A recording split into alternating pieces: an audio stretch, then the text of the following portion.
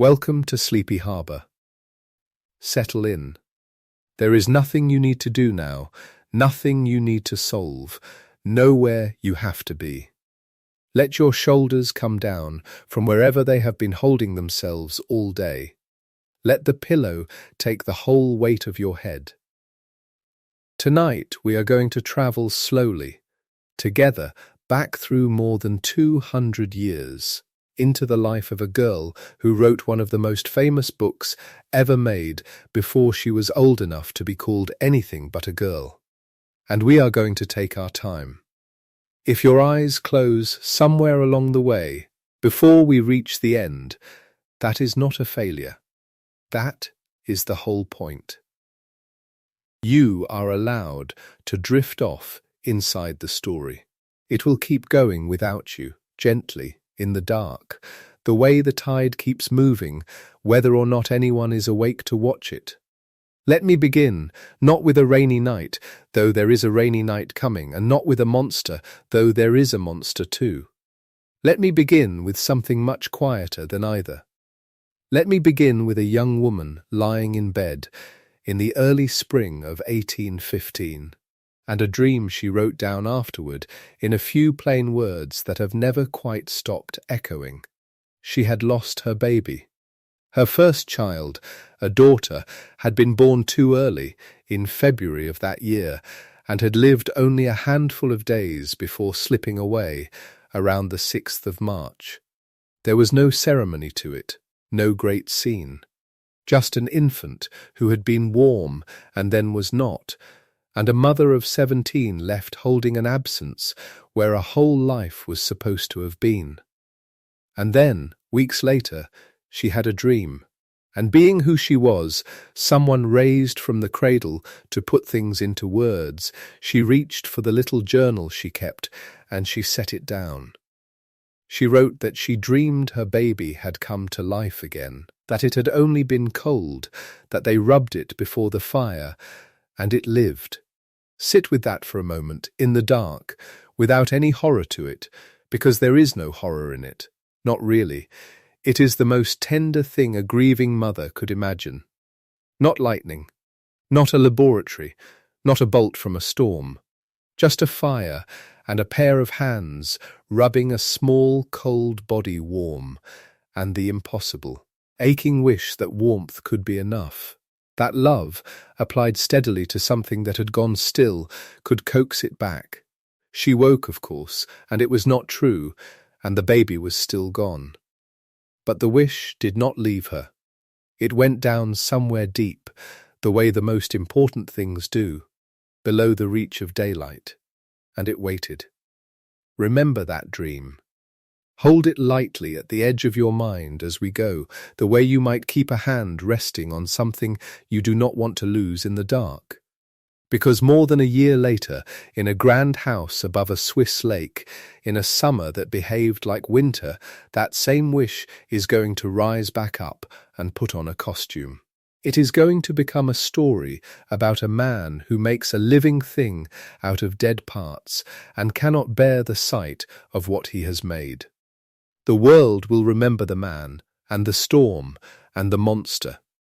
But underneath all of it, at the very bottom, there will be a young mother by a fire, rubbing a cold child warm, believing for the length of one dream that it worked. That is the secret heart of everything we are going to talk about tonight. The book everyone knows begins here, in this small private grief, more than a year before the famous night that gets all the credit.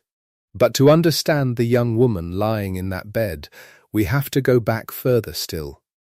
We have to go back to the very beginning of her, to the house she was born in, and the loss that was waiting for her before she had even opened her eyes properly on the world.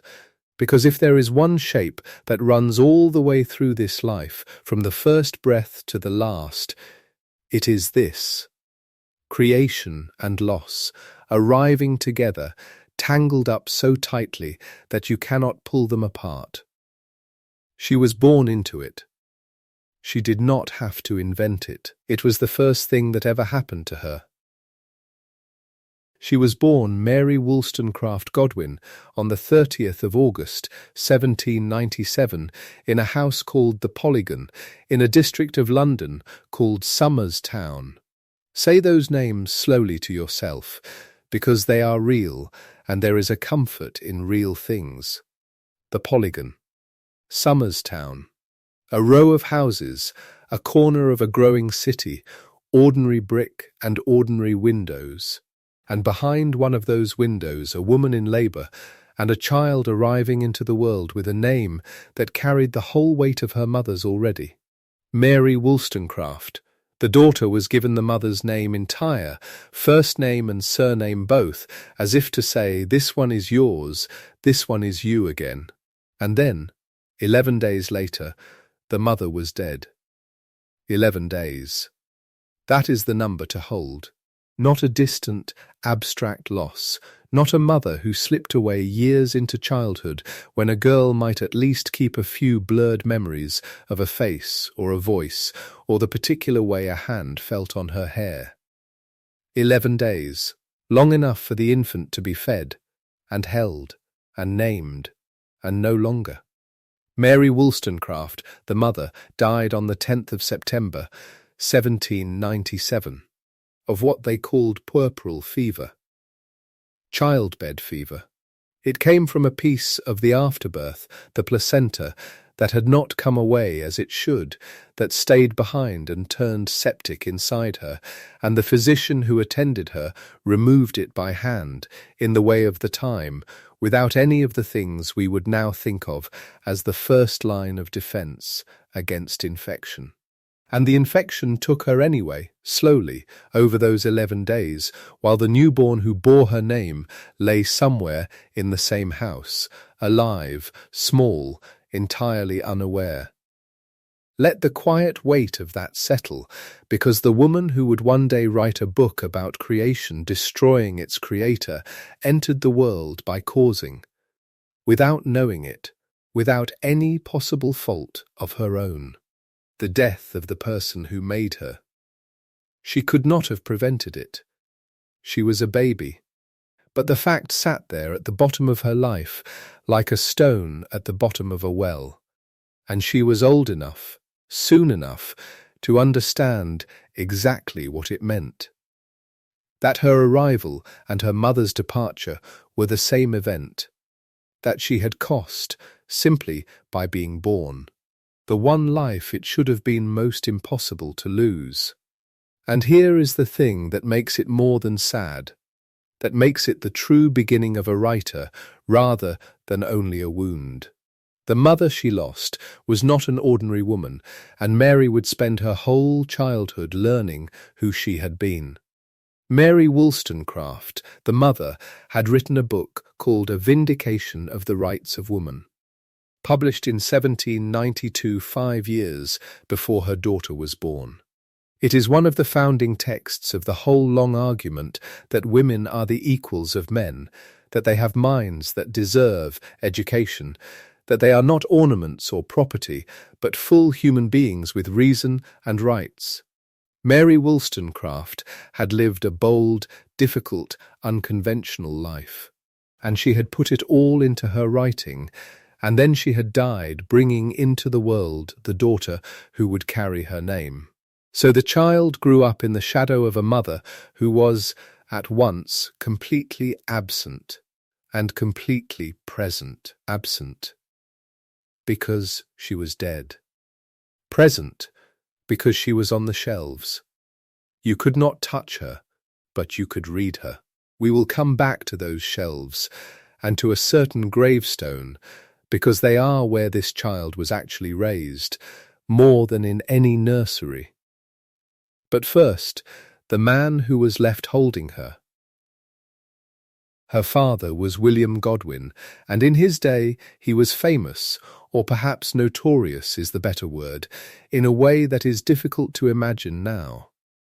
He was the age's most talked about political philosopher, the author of a book called An Inquiry Concerning Political Justice, published in 1793, which imagined a world in which people, freed from the pressure of bad institutions and governed only by reason, might become steadily better and gentler and more just, until at last much of the apparatus of the old world, the courts, the coercion, the property, might simply fall away as unnecessary.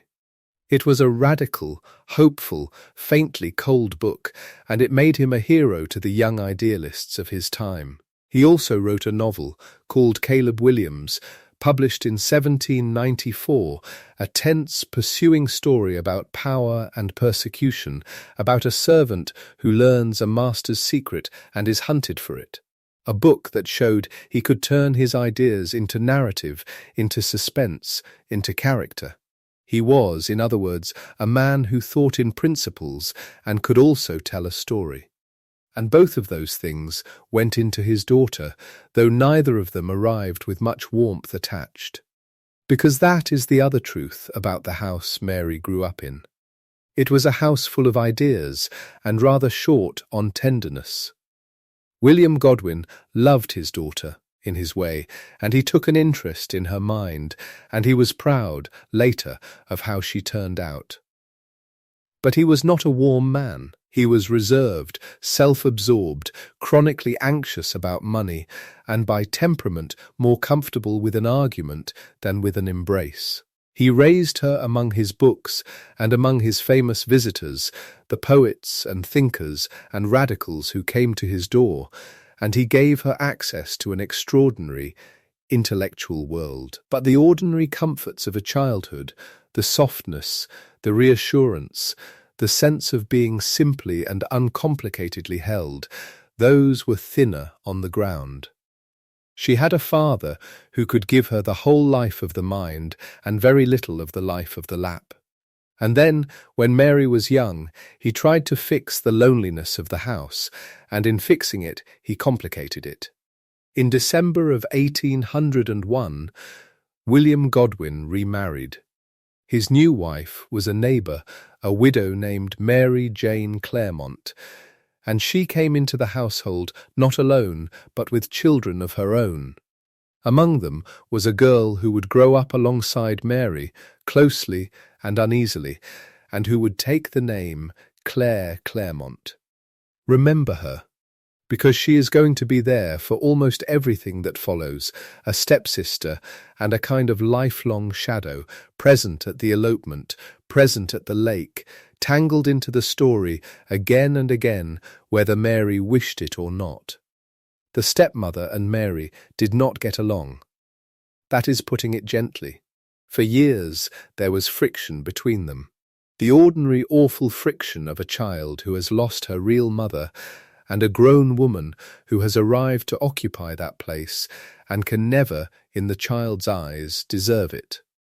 Mary Jane Claremont was, by most accounts, a capable and practical woman who kept the chaotic household running, but Mary experienced her as an intruder, a rival, someone standing between her and her father, someone who was emphatically not the brilliant dead woman on the shelves. And so the house became, for the growing girl, a place she often wished to escape, a place where she was surrounded by people and still, in the deepest way, alone, a dead mother she worshipped and had never met, a living stepmother she resented, a father she admired and could not quite reach, and a jostle of step-siblings and half-siblings, among them Claire, none of whom filled the particular gap at the centre of her. So where does a child like that actually grow up? Not in the ordinary sense of lessons and schoolrooms, because she had almost none of those. This is one of the quietly astonishing facts about Mary Shelley, and it is worth slowing right down for, because it changes how you see everything she later did. She had almost no formal schooling. There was no institution that shaped her, no line of teachers, no curriculum. What she had instead was access. She was educated, you might say, by proximity, by her father's enormous library, which she was free to roam, by the famous minds who came through her father's rooms, whose talk she absorbed, and, above all, by her mother's books, which she read not as texts on a shelf, but as the only way she had of meeting the woman who had died to give her a name. Think of that. A girl teaching herself to be one of the great writers of her century by reading her dead mother into being, opening A Vindication of the Rights of Woman and hearing in its sentences the closest thing she would ever have to a mother's voice. Reading not for school, not for examination, not to please a tutor, but out of hunger, out of longing, out of a need to know who she came from and what that woman had thought and believed. It is education, but it is also a kind of science. Every book she read that her mother had written or loved was a way of sitting, for an hour, in a room with a ghost who could not answer back, but who left words behind like a warmth still lingering in a chair. And there is a place attached to this, a place that we will return to more than once tonight, because it holds this whole story the way a locket holds a picture. There was a churchyard, the churchyard of St. Pancras in London, and in it stood the grave of Mary Wollstonecraft, the mother. And the tradition, softened and perhaps a little polished by the biographers who told it afterward, is that the young Mary learned her letters, in part, by tracing the inscription carved into that stone. Running a small finger along the grooves of her mother's name, the very name that was also her own, feeling the shapes of the letters in the cold cut stone. Learning to read on the surface of a grave. Whether it happened exactly so, in exactly that way, we cannot be certain. It is one of those stories that has been told so often and so lovingly that it has taken on the shine of legend, and we should hold it as tradition rather than as documented fact. But even as tradition, it tells you something true, because the churchyard really was her refuge, that we can trust. She went there. It became her private reading room, a quiet corner of the city with its stone and its grass and its old trees, where she could sit with a book in her lap and be, in the only way available to her, close to her mother. Away from the crowded house and the stepmother she resented and the father she could not reach. Just a girl, and a grave, and a book, and the particular piece of a place where the living do not much intrude. She read there. She thought there. She grew, in some essential way, there, on the ground above her mother's bones, in the company of a name she was still learning to spell. Hold that image gently as you lie there in the warm dark. A child at a graveside, reading, "It is going to come back." That same grave, that same stone, is where, years from now, she will stand beside a young poet and confess that she loves him. And it is going to come back, one more time, at the very end of the whole long life, in a way I will keep for later, a way that closes the circle so completely that when you hear it, if you are still awake to hear it, you may feel the whole story click quietly shut like a well-made box. For now, just the child and the grave and the letters under her finger. And since we are talking, tonight, across such a great distance of time and space, let me pause and ask you something, softly, the way you might ask a friend sitting up late with you. Where in the world are you listening from tonight? What harbour? What city? What quiet room? What country? What hour of the dark? If you feel like it, and only if it costs you no effort at all, you might leave a word about it below. Sometime, whenever, there is something companionable in knowing that this same slow story is unrolling in so many different rooms at once, over so many different roofs, under so many different skies. And if you are new here, and you would like more of these long, unhurried journeys into old and half-remembered lives, You are welcome to subscribe and stay a while. But there is no urgency in any of it. None of that matters as much as the rest you are settling into right now. Let it go, and let us walk on. Because there is one more piece of this childhood that I want to give you before we let the girl grow up, and it is the most open-skied and hopeful piece of all, a place of wind and water where, for the first time, her imagination was allowed off its leash. For long stretches between 1812 and 1814, Mary was sent away from London, north to Scotland, to the city of Dundee, to stay with a family called the Baxters. It was partly to ease the tensions at home, partly for her health, partly simply because a growing girl in a difficult household sometimes needs to be somewhere else. And whatever the reasons, the effect was something she remembered all her life and credited, later, with the true beginning of her imaginative freedom. Picture the change. She had come from London, from the crowded brick and the narrow streets and the airless house full of quarrels and famous visitors and the constant low pressure of not quite belonging.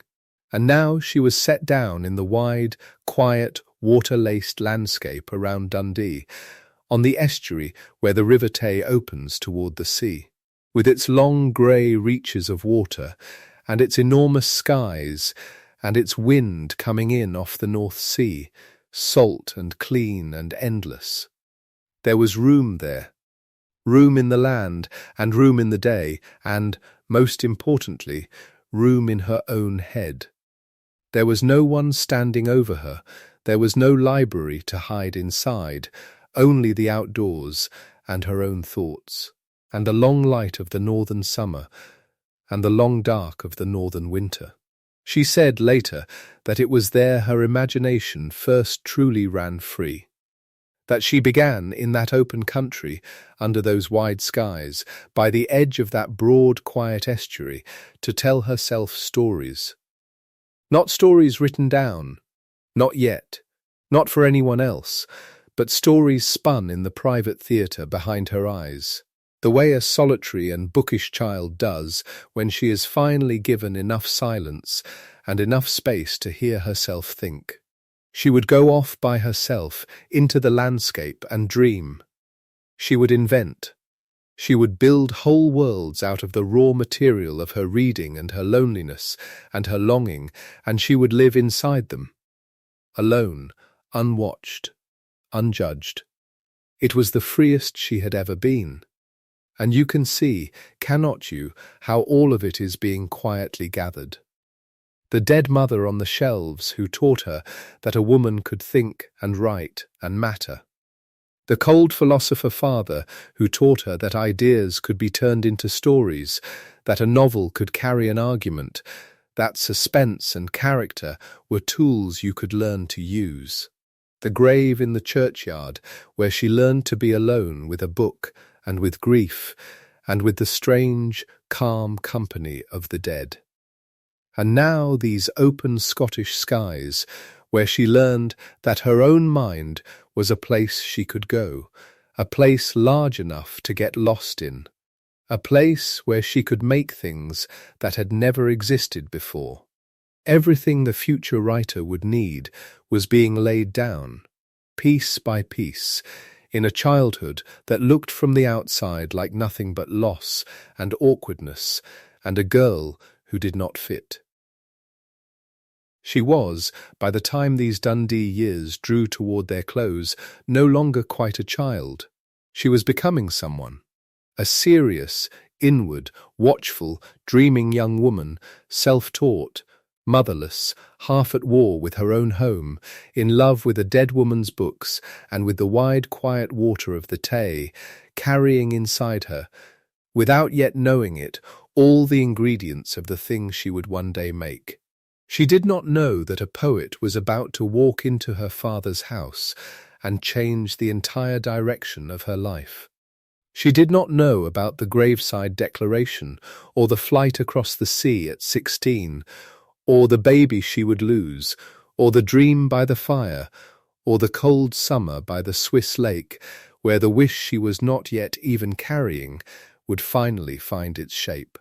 She was just a girl in Scotland, dreaming under a huge sky, coming home eventually to London and to whatever waited there.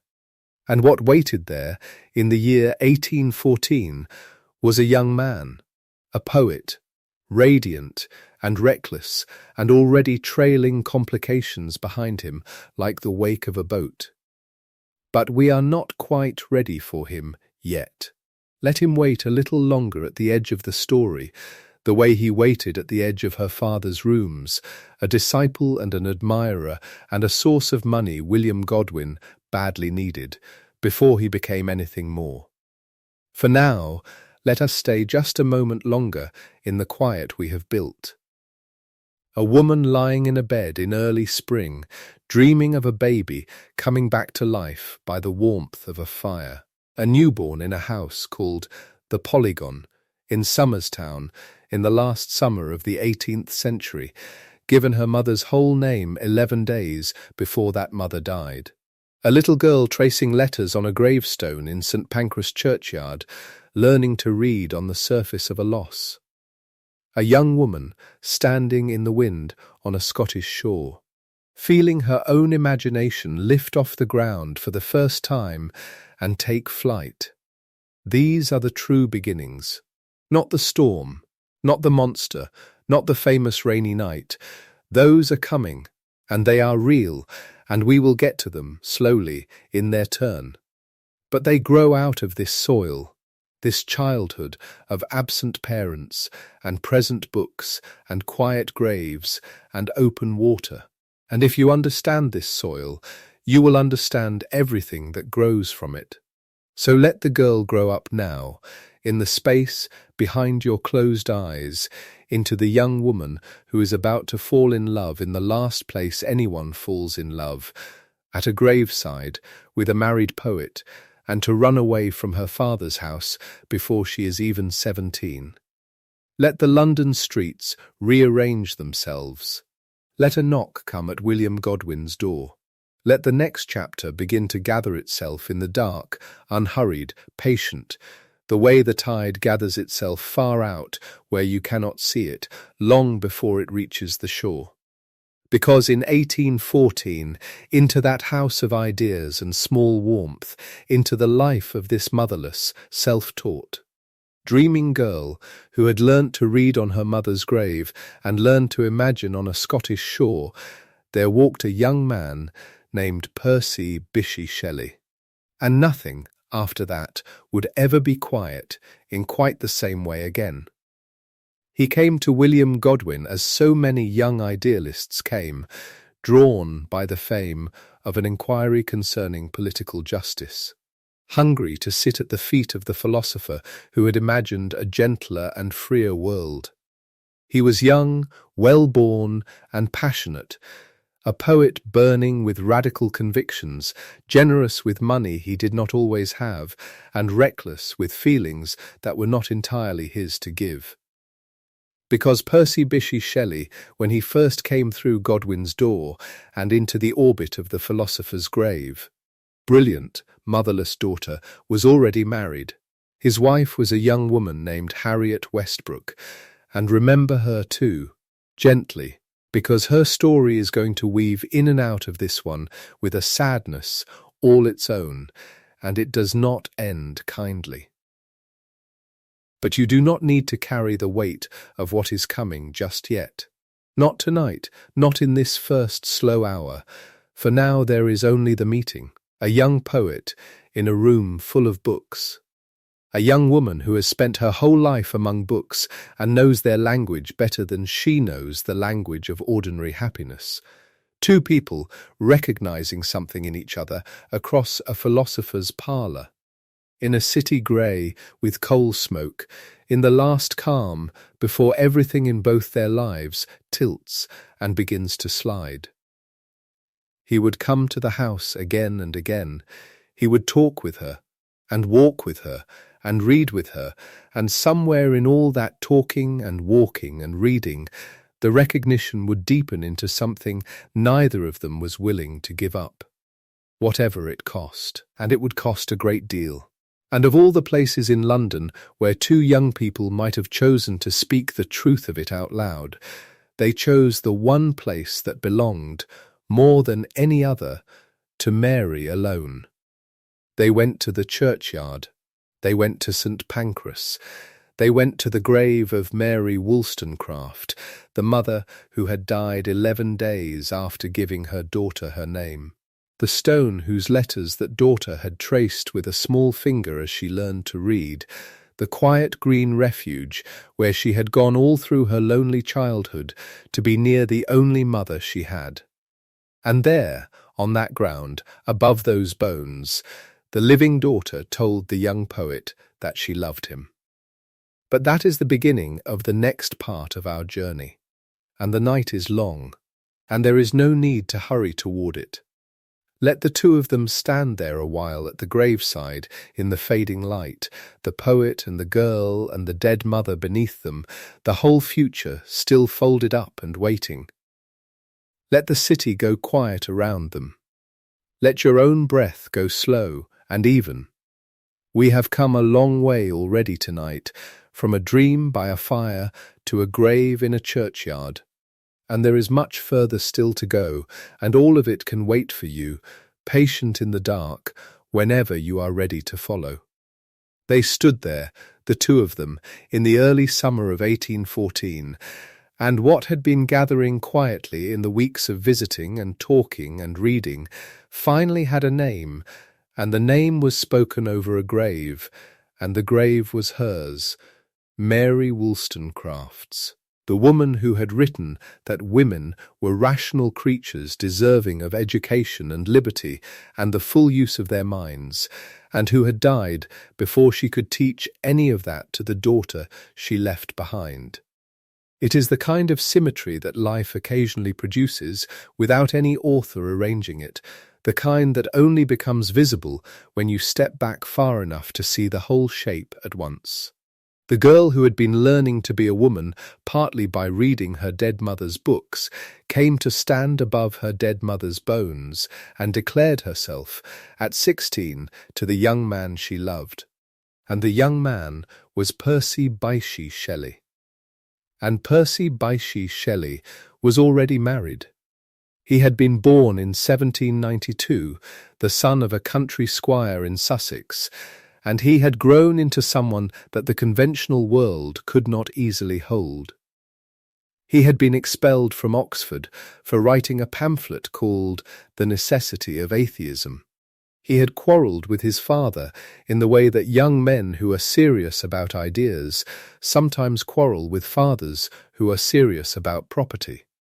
And he had married young, in 1811, a girl named Harriet Westbrook, who was 16 at the time of the marriage, and who was, by all accounts, kind and pretty, and not remotely equipped to hold someone like Percy Shelley in the long run. Though none of that is her fault, and she deserves to be named here with more care than history has usually given her. Harriet Westbrook. She was real, and she was Percy's wife, and she was still Percy's wife when he came through the door of William Godwin's house and began the series of conversations that would eventually bring him to a churchyard in summer, speaking of love to Godwin's daughter. Godwin himself had been the original draw. To a young radical poet who had read Enquiry Concerning Political Justice and felt its arguments open something up inside him, William Godwin was a living monument. The man who had thought most seriously about freedom and power and the shape a just society might take. Percy had corresponded with Godwin before he had met him. The way young men of that era sometimes approached the thinkers they admired, by letter, formally, with tremendous earnestness. And Godwin, who was by 1814 in the middle of one of several financial crises that would dog him across decades, found in Percy Shelley something more immediately useful than a disciple. He found, or hoped he had found, a source of funds. Percy had expectations, a future inheritance, the theoretical backing of a landed family. And Godwin needed money with the particular urgency of a man who believed deeply in ideas and had never been terribly practical about the world those ideas had to live in. So Percy came to the house, and came again, and the conversations were real and serious, and ranged across all the things that both of them cared about. Justice, philosophy, literature, the shape the world ought to be, and through those conversations he began, in the way that proximity makes inevitable, to see Godwin's daughter. He saw her at 17, or very nearly. She would turn 17 that August. He was 21 and already a husband, and already a poet of some real ambition. She was the girl who had read her way through her father's enormous library, who had listened to Coleridge from behind a sofa, who had carried her mother's books to her mother's grave, and taught herself things in the quiet of that churchyard that no schoolroom had bothered to teach her. They recognized something in each other. Perhaps it was the shared intensity of people who take ideas personally. Perhaps it was simply the older, simpler thing, the thing that needs no philosophy to explain it.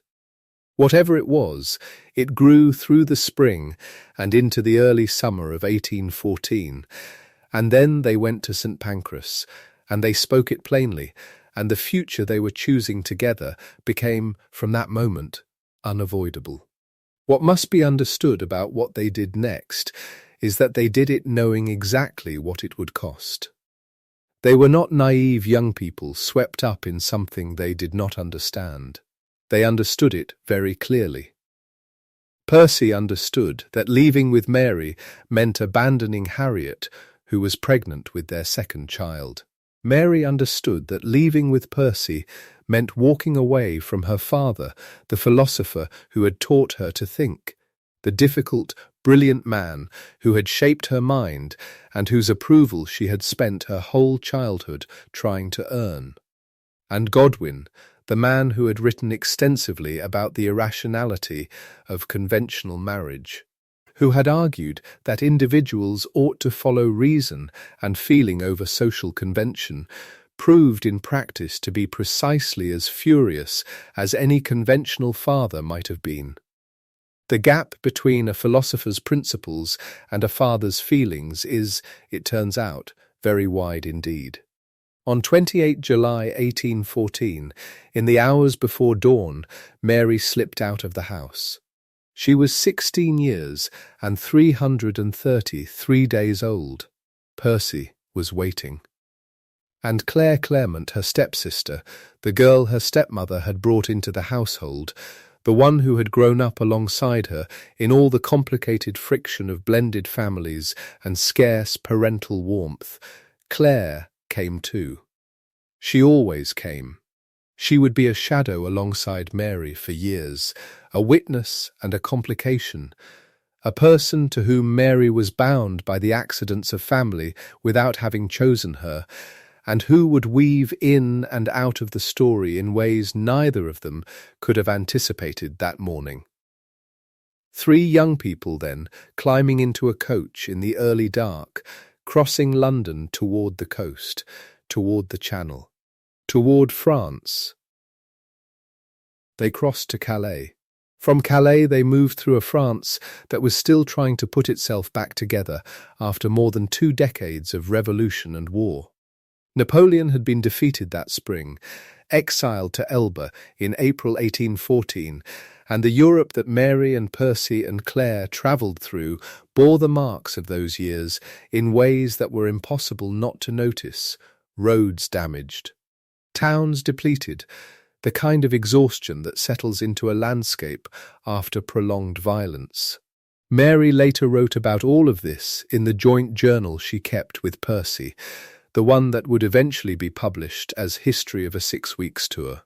She noticed everything: the burned villages, the people who had nothing left, the fields that should have been growing crops and were not. She was 16, and she was travelling through the aftermath of catastrophe with the man she had chosen over her father and her home, and she was writing it all down. They went on through Switzerland, through a landscape of mountains and cold rivers that was beautiful in the way that beauty becomes more vivid when you are slightly afraid. And then they turned north again and came back to England in September, not triumphant exactly, but resolute. They had almost no money. Percy's finances were complicated by his estrangement from his father, by his obligations to Harriet, by the general state of things. Mary was unwelcome in her father's house. The couple who had fled London for the principle of it found, on their return, that principals do not pay rent.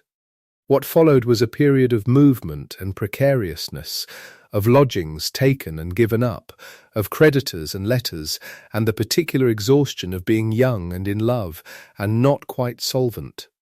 Percy shuttled between Mary and Harriet in ways that were messy and painful for everyone involved. Harriet gave birth to Percy's son in November 1814. The world that Percy and Mary had stepped out of did not simplify itself to accommodate their decision to leave it.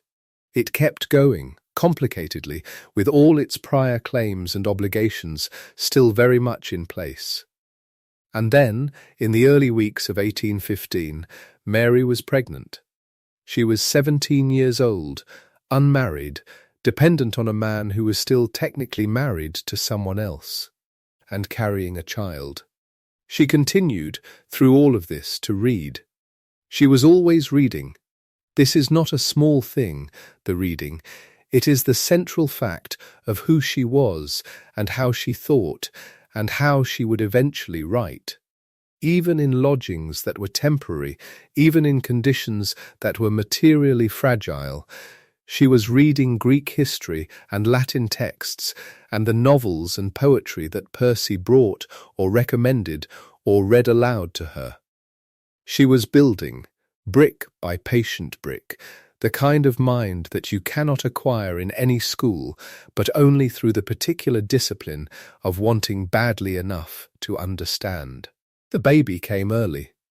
In February 1815, weeks before her time, Mary gave birth to a daughter. The child was small, and the world was cold, and the smallness and the cold were too much for her. She lived only a few days, and then she died, and there was no name recorded for her in the journals, only the fact of her existence, and the fact of her ending, and the date of that ending, which was around 6 March 1815, and Mary's age, which was 17, and the silence that came after, which was very heavy. And then there is the entry in her journal. It is a short entry.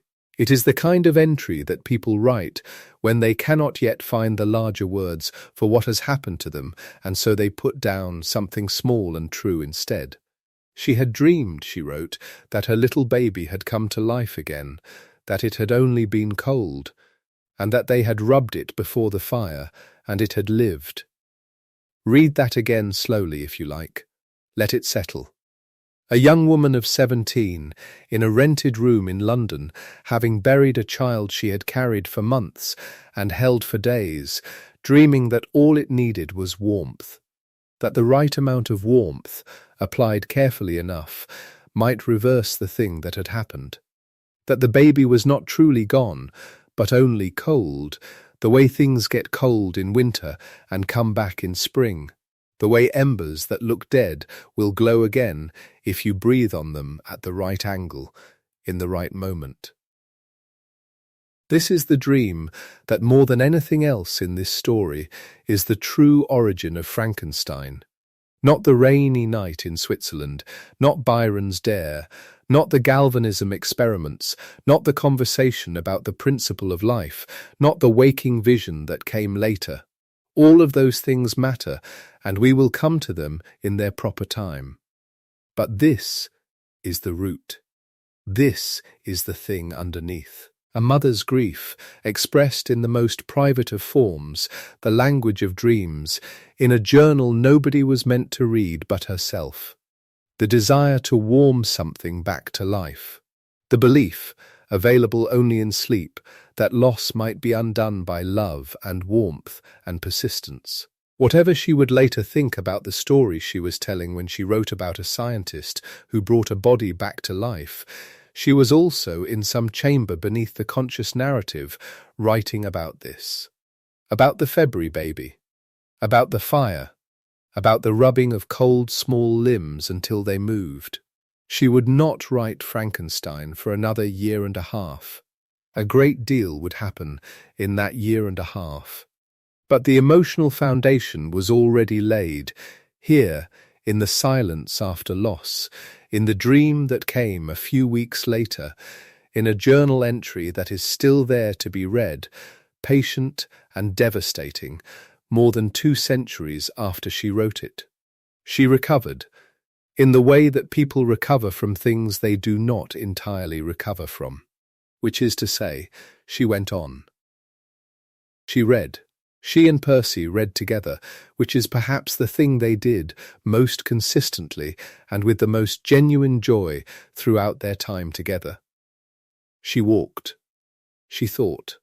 And in January 1816 she gave birth again, this time to a son who lived, a healthy boy who was given the name William in honour of her father, the man who had turned his back on her and whose approval she had not yet recovered, and perhaps was reaching toward with this small gesture, this naming.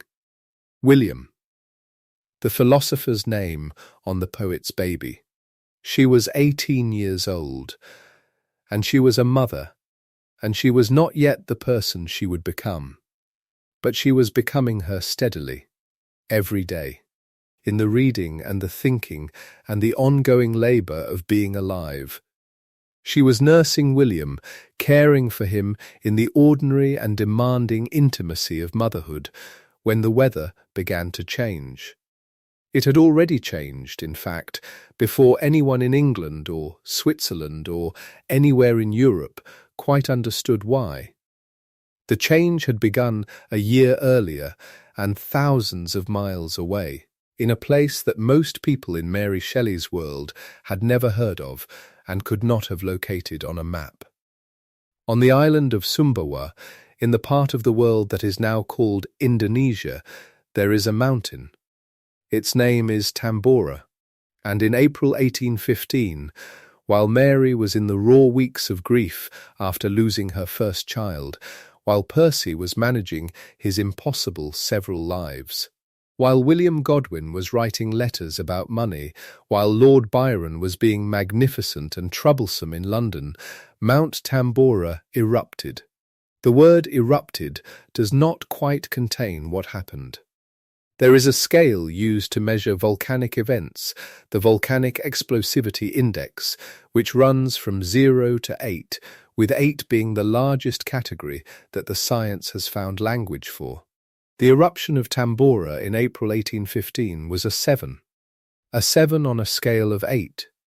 It was, as far as the human record extends, the most powerful volcanic eruption in recorded history. The mountain itself lost more than 1,000 meters of its height in the space of days. Tens of thousands of people died directly from the explosions, from the pyroclastic flows, from the tsunamis, from the darkness and the ash that descended over the surrounding islands and buried everything underneath. The sound of it, reported by witnesses at vast distances, was the sound of artillery, the sound of something being broken open that had been sealed for a very long time. But the thing that reached Mary Shelley, though she did not know it, though nobody in England made the connection at the time, the thing that reached all of them was what went up into the sky. When a mountain like Tambora tears itself open with that degree of violence, it does not only send ash and rock downward and outward. It sends material upward into the stratosphere, into the very high reaches of the atmosphere, where the ordinary weather does not penetrate, where the sun's light has to pass through on its way down to the earth. And what Tambora sent up, in quantities that the event of April 1815 made possible, was sulfate aerosols, tiny particles of sulfur containing compounds, suspended in the upper atmosphere at altitudes where they could not simply fall back down, where they would persist and spread and thin and thin and spread until they covered, like a veil drawn across a lamp, most of the northern hemisphere. The veil dimmed the light. The dimming reduced the warmth. And 1816, the year that followed, became something that people at the time struggled to name and that history eventually named for them. 1816 became the year without a summer. In New England, there was snow in June. In Europe, the harvests failed. Across the regions that depended on grain, which was most of Europe, the bread that ordinary people ate, the crop that stood between a difficult year and a desperate one, the grain did not ripen properly because the summer that should have ripened it was cold and grey and wet and persistently wrong in all the ways that a summer can be wrong without being obviously dramatic about it. There were food riots. There was hunger in places that did not expect hunger. The horses, across Europe and Britain, had so little grain that people killed them in large numbers because they could not afford to feed them, and that particular scarcity, the sudden absence of horses, would accelerate the already building interest in other means of transportation, would be one of the small, strange pressures that helped push the 19th century toward the steam engine. A volcano in Indonesia helped invent the railway. The connections between things are, when you trace them, almost impossibly intricate. Around Lake Geneva, in the high valley between the mountains that Mary and Percy had once crossed on their first journey together, the summer of 1816 was relentless in its cold and its rain. It rained. And then it rained again. The lake sat grey beneath a sky that refused to open into anything warmer than a damp and persistent overcast, and the mountains above the lake were sometimes visible, and more often not, hidden behind cloud that came in low and stayed. The kind of summer that makes you feel, after a certain number of grey days, that the light may simply not return, that something has shifted in the order of things, and the warmth that you had been counting on was built on a mistaken assumption.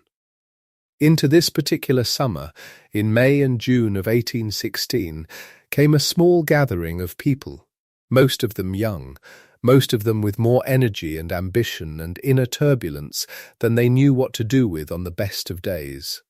A grand house above the lake, the Villa Diodati at Coligny, had been rented by Lord Byron, George Gordon Byron, who was at this moment both the most famous poet in England and the most scandalous, a man who had burned through his reputation in London with such thoroughness that departure had seemed, to him, preferable to remaining. He brought with him his travelling physician, a 20-year-old man named John William Polidori, who kept a diary and had literary ambitions of his own, and who was in many respects ill-suited to the role of companion to Byron, being perhaps too earnest and too easily wounded by the older man's carelessness. But Polidori was there, and his diary would later provide the most granular account of what happened during those weeks beside the lake. Mary, who was also there, would write her own account much later, in 1831, 15 years after the fact, and the two accounts together give us more than we would otherwise have, even as they remind us that memory, across a decade and a half, is always already partly a story that the remembering person has been shaping without quite meaning to. The Shelley party, Percy and Mary and Claire, had taken the Maison Chapuis, a smaller house, a short walk downhill from the Villa Diodati, close enough to walk between the two on almost any evening. which they did repeatedly because Byron and Percy were discovering in each other a genuine intellectual pleasure. The pleasure of two minds that are genuinely alive, meeting in conversation and finding that the conversation does not run out. Claire had her own reason for wanting proximity to Byron. She had begun an affair with him in London before they left England, and she was pregnant by him, though it is not clear she had told him so yet, and the situation was the kind of complicated that does not simplify with time or proximity, but only becomes more layered. It was raining. It was always raining. They were indoors far more than any of them had planned, more than the purpose of the Swiss journey, sunlight, alpine beauty, the restorative power of landscape had required. And indoors, in the evenings, with the fire going and the rain coming steadily against the windows of the Villa Diodati, they read. They had found a book.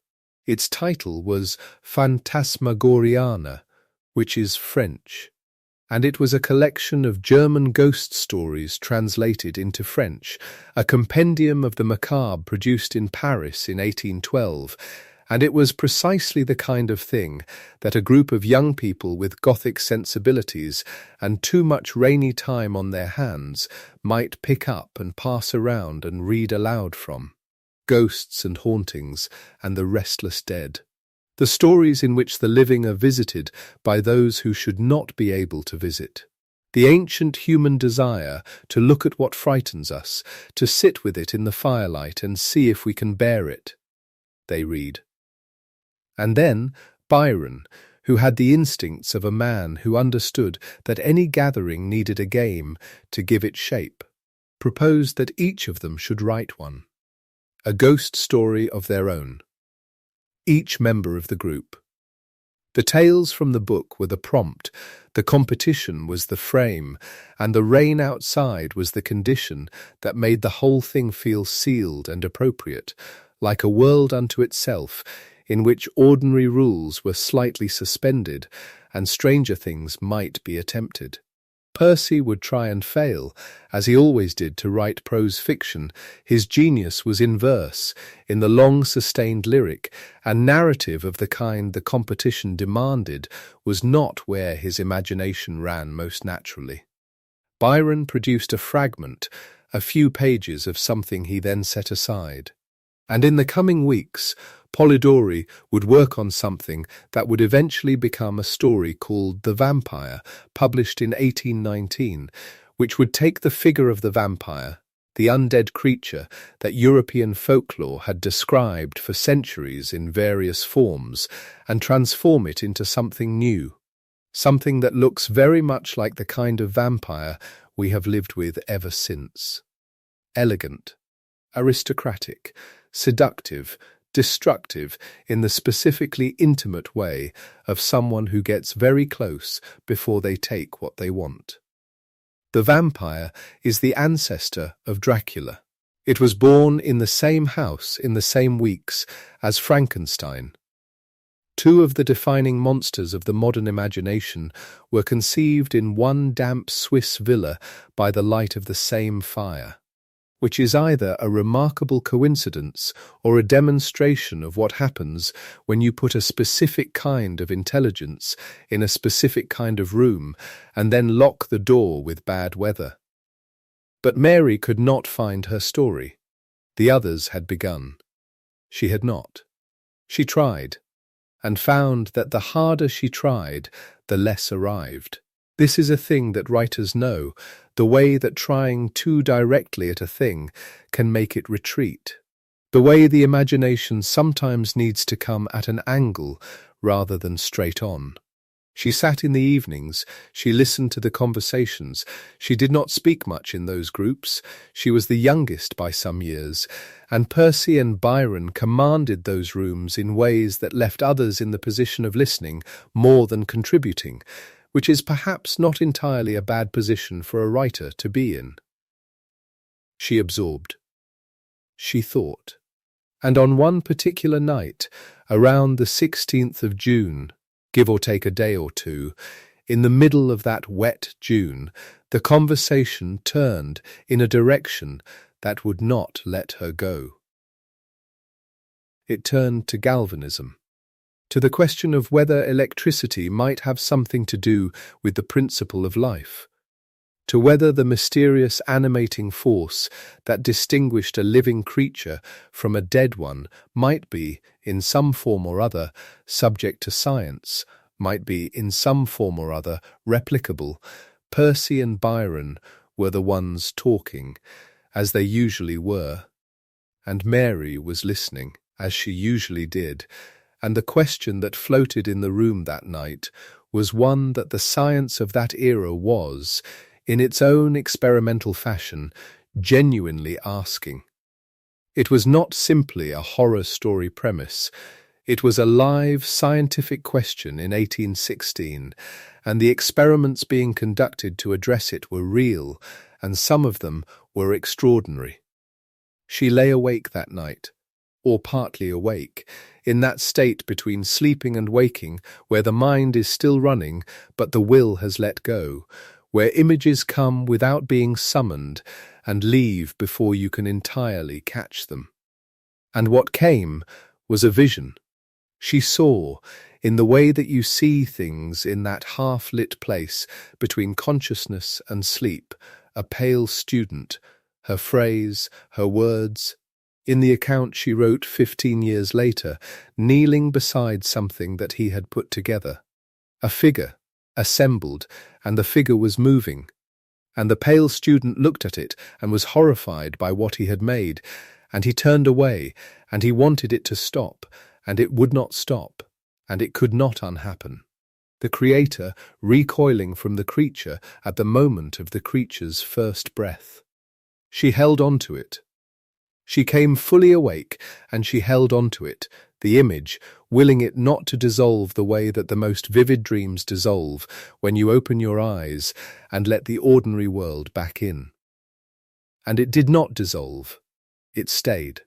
What had come to her in the space between sleeping and waking was the seed of something she had not been able to find by looking for it directly. The ghost story competition had not given her anything when she approached it as a task. But in the night, in the half-sleep, it had arrived on its own. She knew in the morning that she had something. What she had was a seed. This is important, and it is the thing the legend most consistently misrepresents.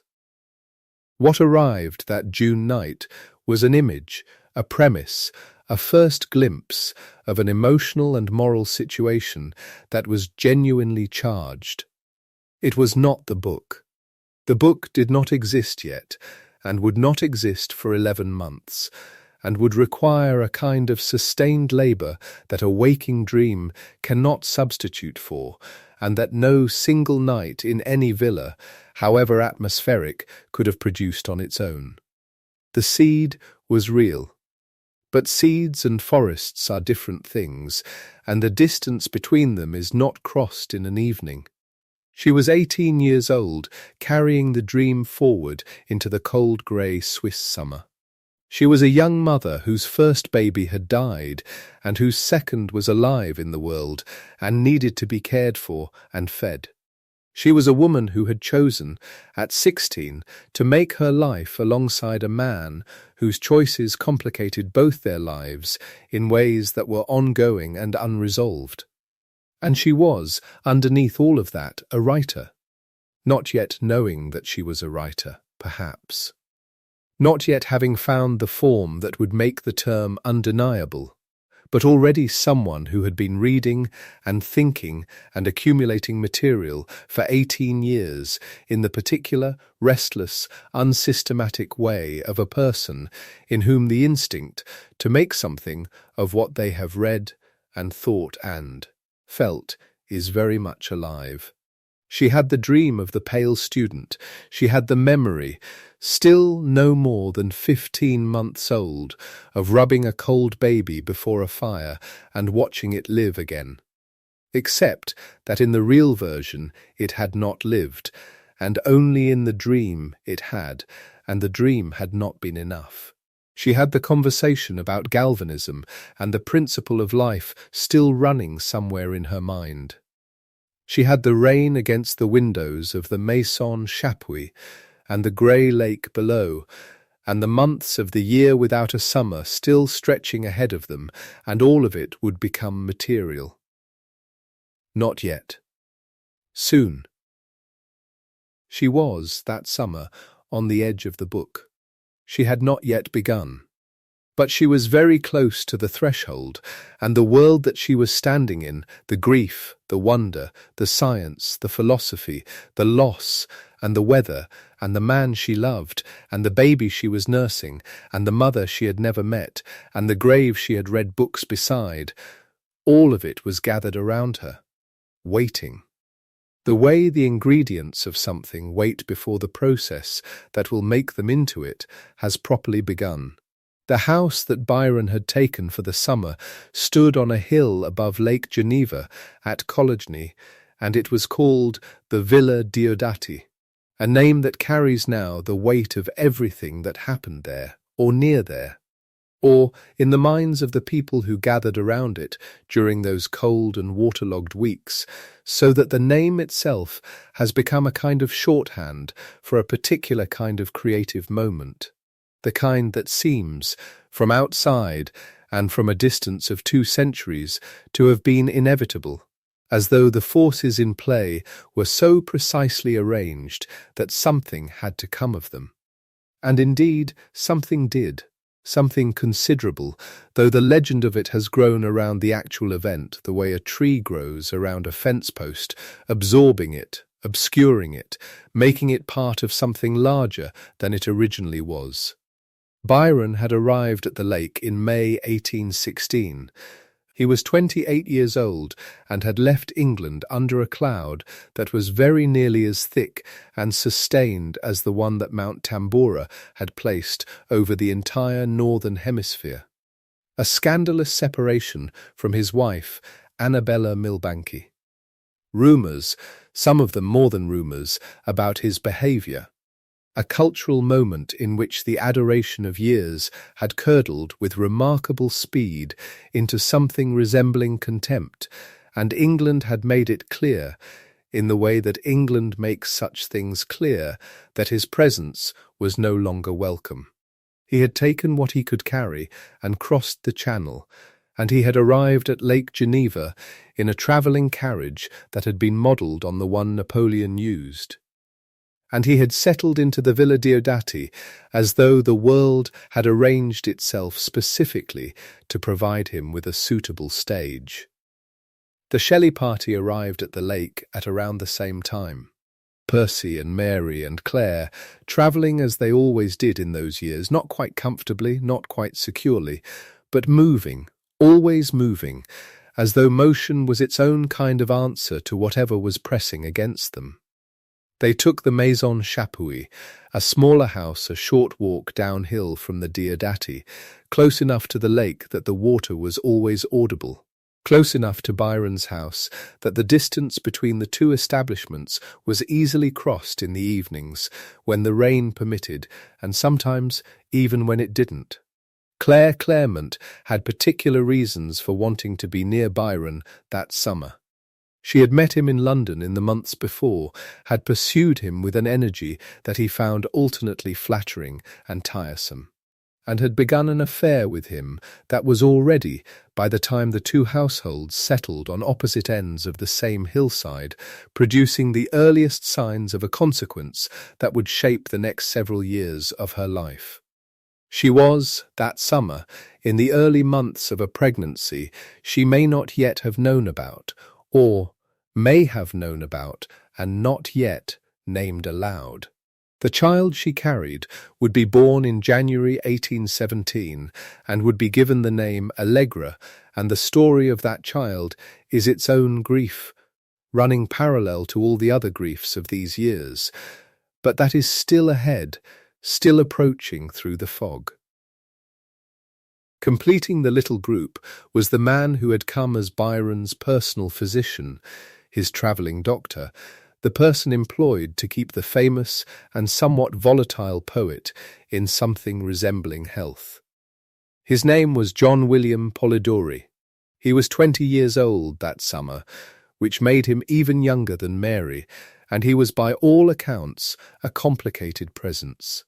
Eager to be taken seriously as a writer, not always finding the easy social footing that might have helped him be taken seriously as anything, vaguely competitive with Percy and aware of it, and possessed, as it turned out, of an imagination that the circumstances of that summer would unlock in a way that had lasting consequences for literature.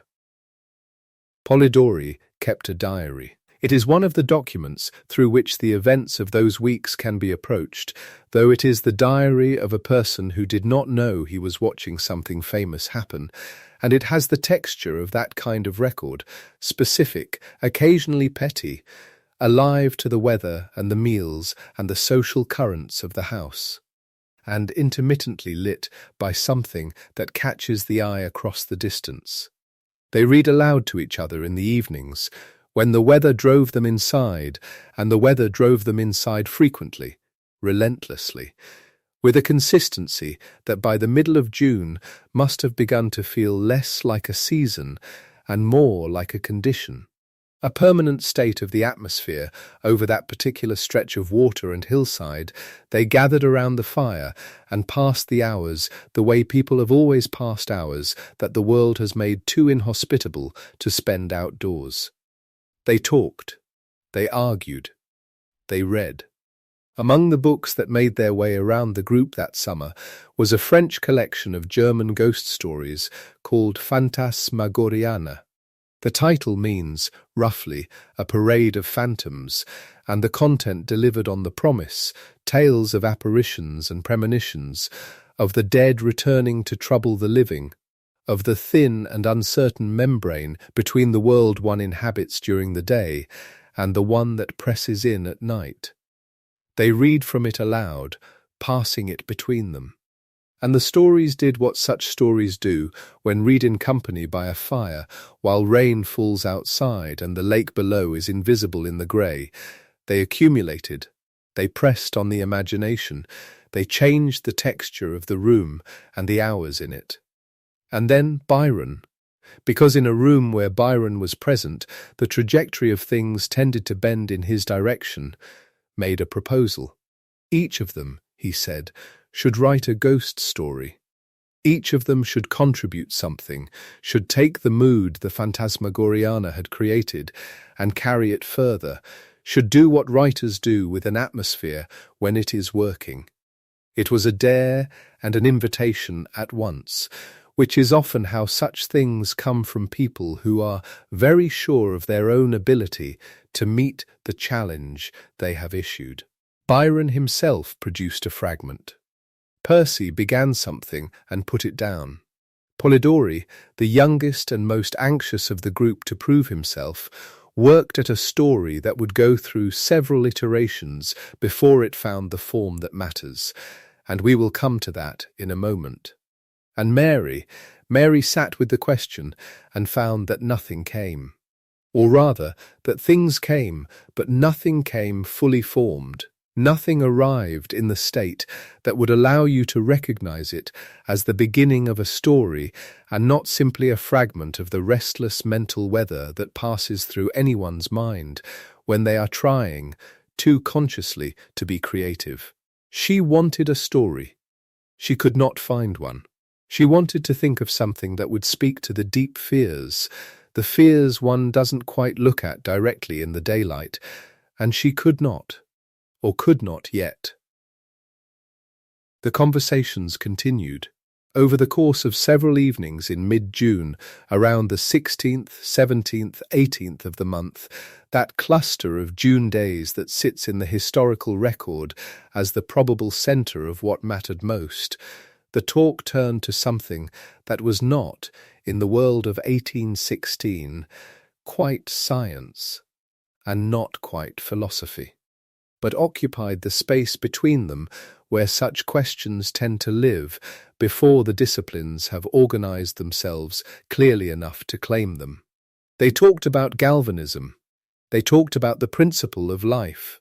They asked, in the way that the period was beginning to allow people to ask such things, whether the boundary between the living and the dead was as absolute and permanent as it had always been assumed to be, or whether it was in fact a frontier that the new understanding of electricity, of the body's own electrical nature, might one day permit to be crossed.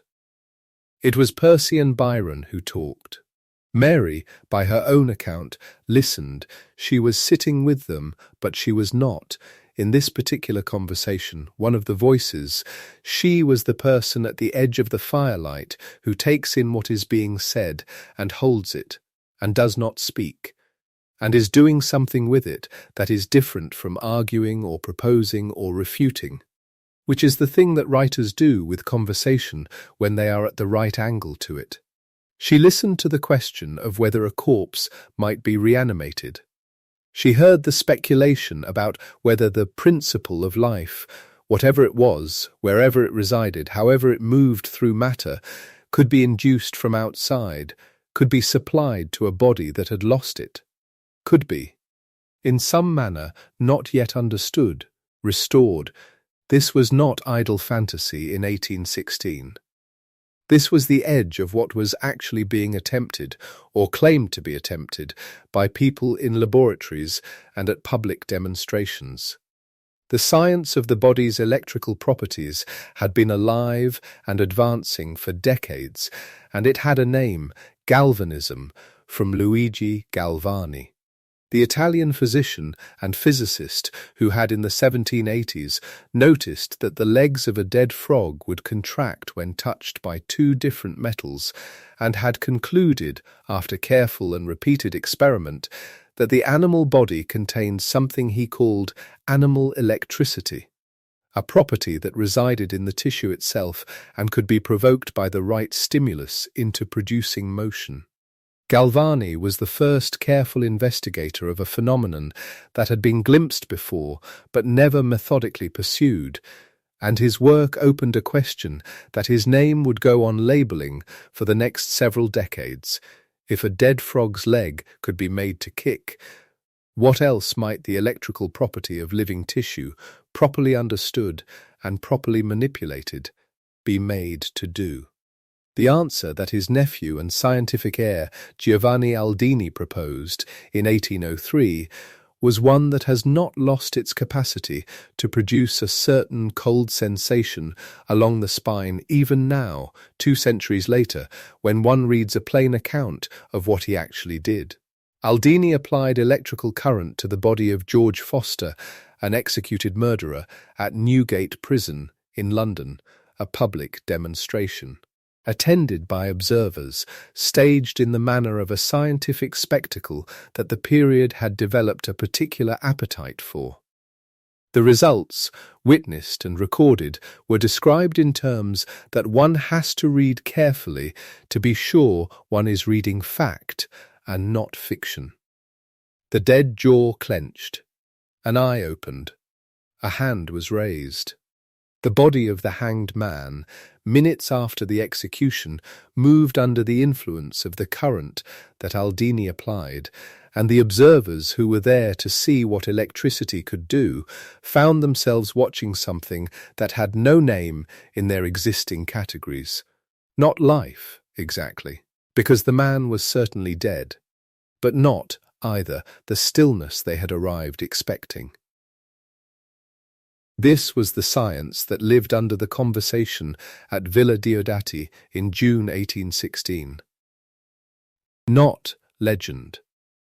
Not superstition. Documented, witnessed, publicly performed science, the kind of science that sits at the very edge of what is understood, where the questions are still bigger than the answers, and where a mind that is paying attention to the right things can see that the edge is the interesting place to be.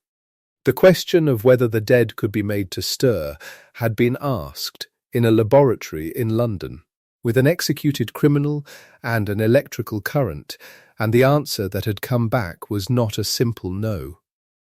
Mary had also been reading Erasmus Darwin, the grandfather of Charles, a physician and poet and natural philosopher who had written, among other things, about the possibility that life might be generated from matter under the right conditions, who had speculated, in a spirit that was both scientific and rhapsodic, about the forces that might govern the boundary between the animate and the inanimate. Darwin was in the air that summer, in the conversation, in the intellectual weather of the house.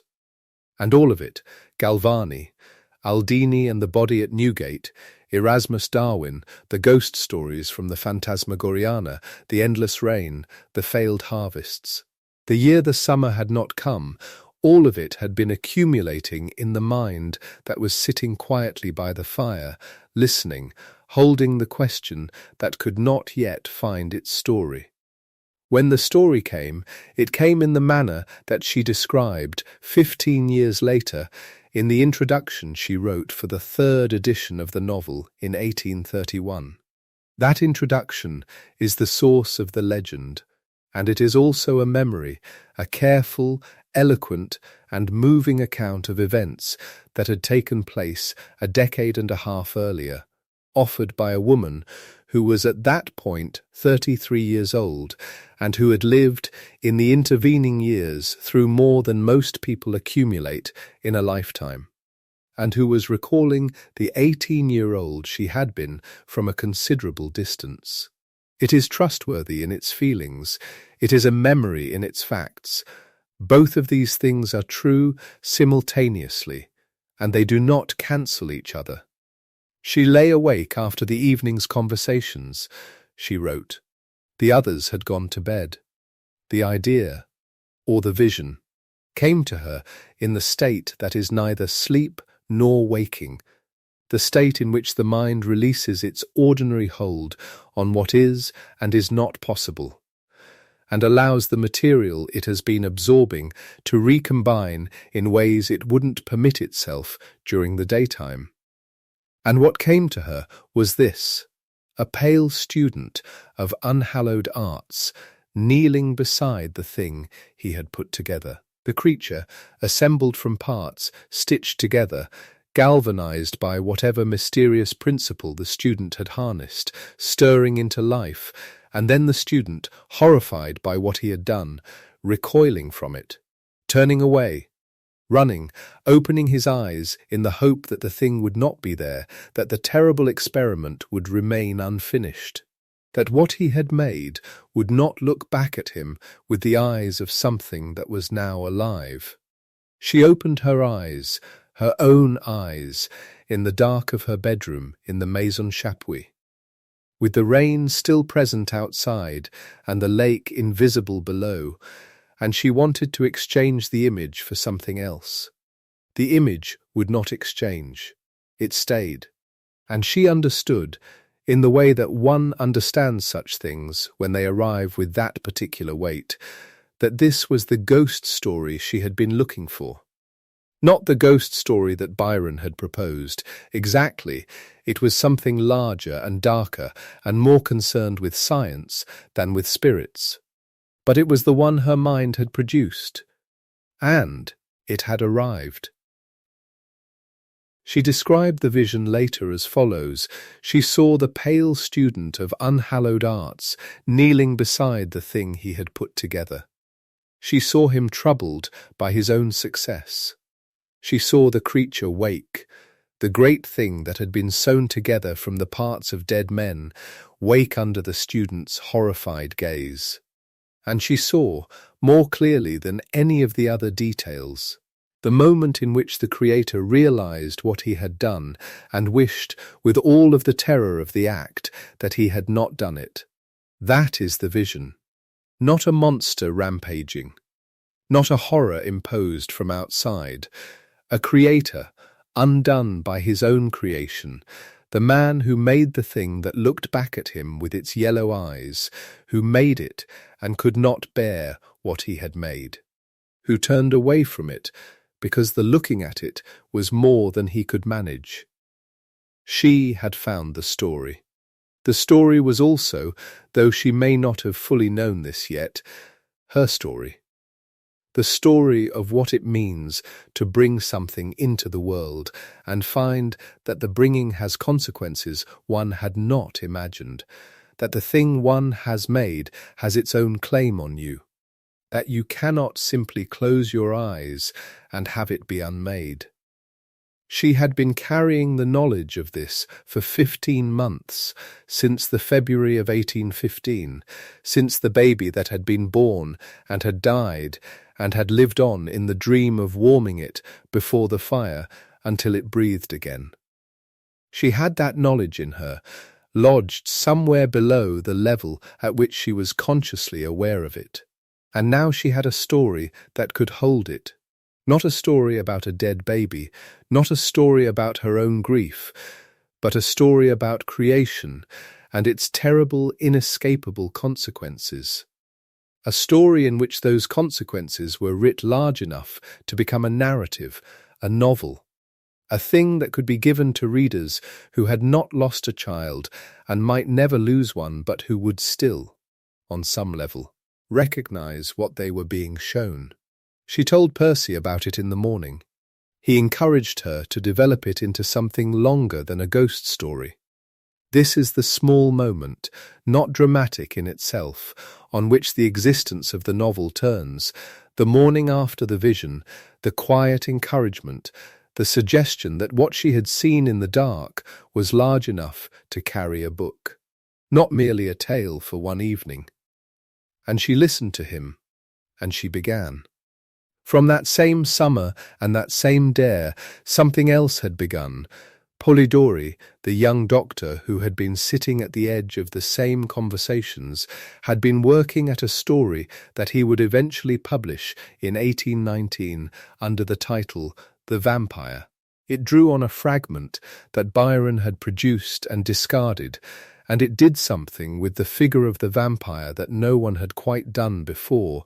It moved the creature out of the Eastern European peasant folklore in which it had previously resided and placed it into an aristocratic, educated, socially powerful form. The kind of vampire that can move through drawing rooms and assembly halls, that can seduce rather than merely attack, that carries its menace inside a compelling and magnetic social presence rather than simply in the brute fact of its supernatural appetite. The vampire, in other words, invented the aristocratic vampire who has haunted literature and eventually cinema ever since. The vampire who became, through a long chain of inheritance and transformation, Dracula. And it was invented in the same house, in the same weeks, by a member of the same small group of rain-soaked, ghost story reading, galvanism discussing young people. Two foundational monsters of modern fiction, conceived in one wet summer beside one grey lake by one group of people who were mostly in their teens and early 20s. The fact is almost too neat to be comfortable, and it is nonetheless a fact. The Villa Diodati and the Maison Chapuis together produced, in June of 1816, the raw material of what would become Frankenstein and the Vampire, and both of those works would open doors in the imagination of Western literature that have not since been closed. But the vision was not the book. This is the thing that the legend, told quickly, loses. The vision was a spark, and a spark is real. A spark genuinely starts fires, but it is not the fire, and the fire was what she spent the next 11 months building. She began writing. She was 18 years old, approaching 19. She would turn 19 in August 1816, and she was sitting down to write.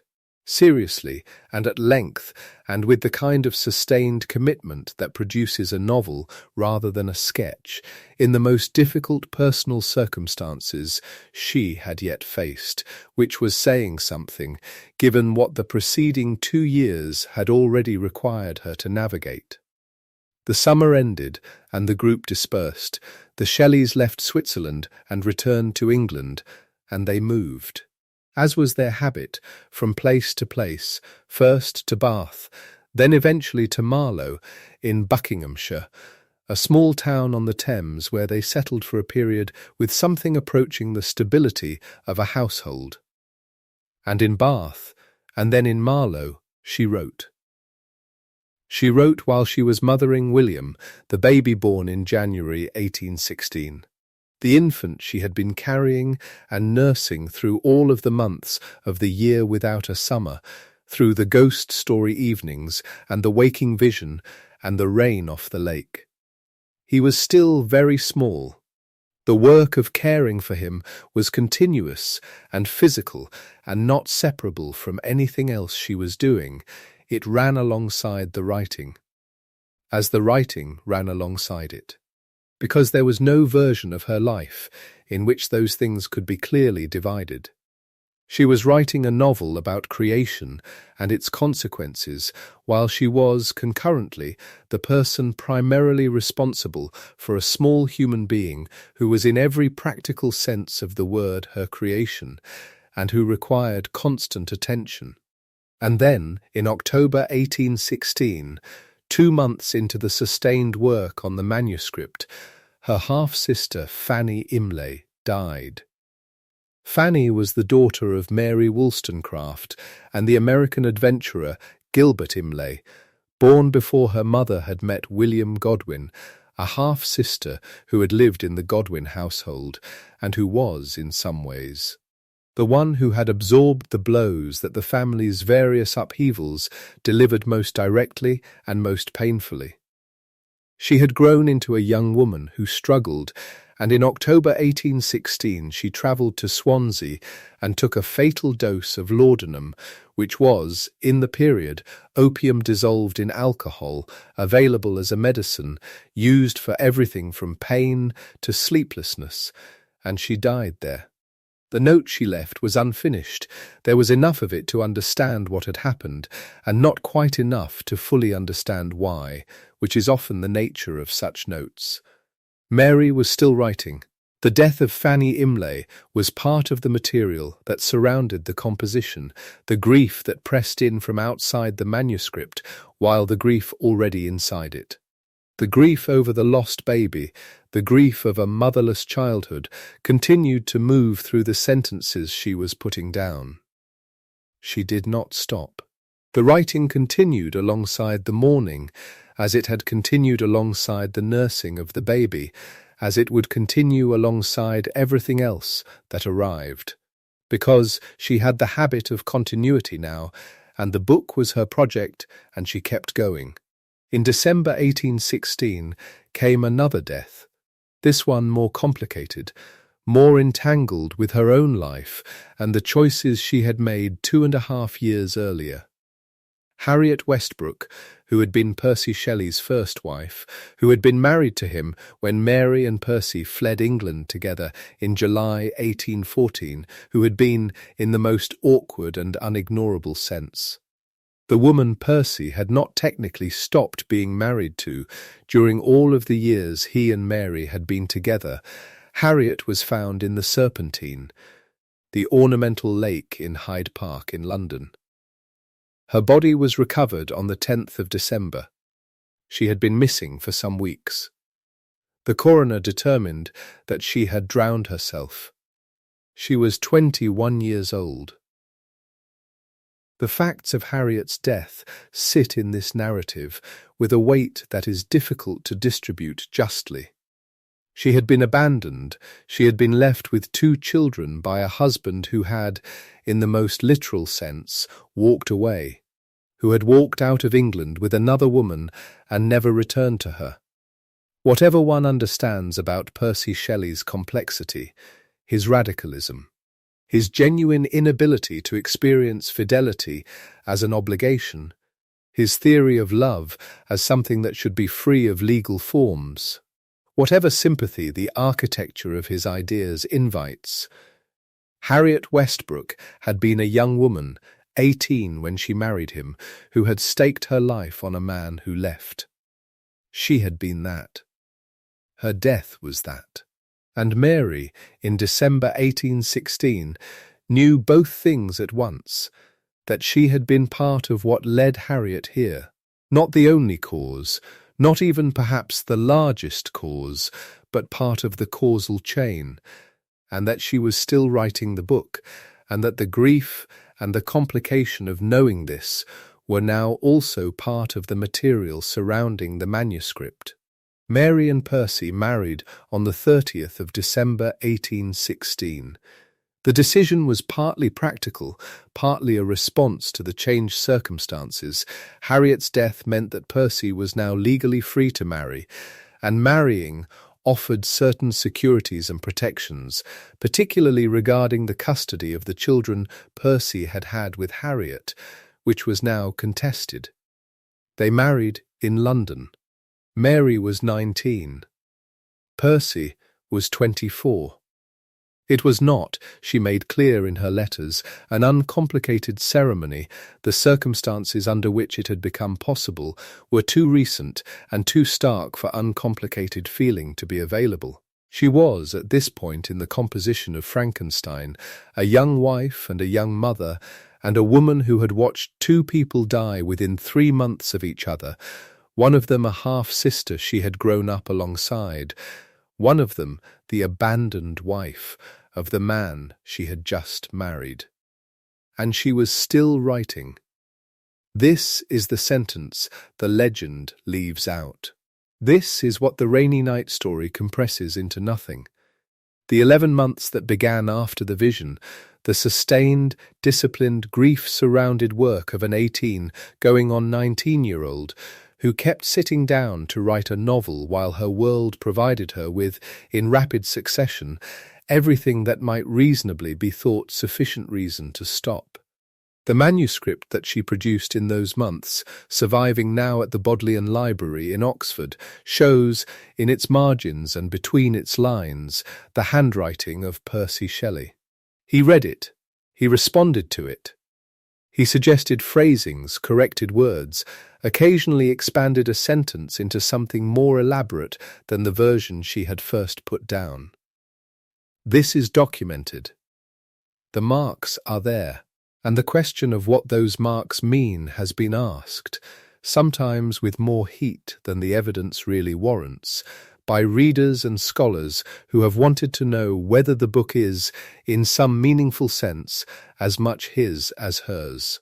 The scholarship that has studied the manuscript most carefully, the careful work of examining what is in her hand and what is in his, concludes that what Percy did was what editors do, and what good partners of writers sometimes do. He improved specific phrases, he suggested better words, he occasionally pushed a sentence toward greater grandeur or clarity. But the invention of the thing, the premise, the structure, the emotional architecture, the creature, the creator, the terrible dynamic between them, the decision to make the creature the one who reads Milton and weeps at the beauty of the world he cannot enter, that is hers. The shape of the story is hers. The questions it is asking are hers, and they are questions she was in a position to ask because of what she had already lived, what she had already lost, what she had already lain awake in the dark turning over. The creature in the novel that she was writing reads. He finds books hidden in a leather bag in the forest, and he reads them, and through reading he becomes the word the novel keeps approaching and withdrawing from, human. He reads 3 books. Specifically, he reads Plutarch's Lives, the great classical collection of comparative biographies of Greek and Roman heroes, from which he learns about human greatness and human history and the uses of power. He reads The Sorrows of Young Werther, Goethe's novel of a young man who loves too much and suffers too deeply and eventually cannot bear the distance between what he feels and what the world offers him, from which the creature learns about human feeling, its intensity, its tendency toward destruction when it finds no outlet. And he reads Paradise Lost, Milton's great poem about the fall, about Satan and Adam and Eve, about what it means to be made by a creator, and to find in the act of being made the seeds of one's own ruin. Paradise Lost gives the novel its epigraph. Mary chose to stand at the beginning of the book. The lines in which Adam addresses God directly, with a bitterness and a bewilderment that carries all the weight of what has been done to him simply by the act of having been created. Did I request thee, Maker, from my clay to mould me man? Did I solicit thee from darkness to promote me? The question that the creature is always asking and never asking aloud to his creator. The question that Victor Frankenstein will not allow himself to hear, because hearing it would require him to accept responsibility for what he has done. The creature, who has no name. This is the thing worth saying quietly and clearly. The creature in the novel has no name. The name, Frankenstein, belongs to the creator, not to the created. The creature reads Paradise Lost and finds in it the mirror of his own condition, the shape of his own abandonment, the words for what it is to have been made and then deserted by the one who made you.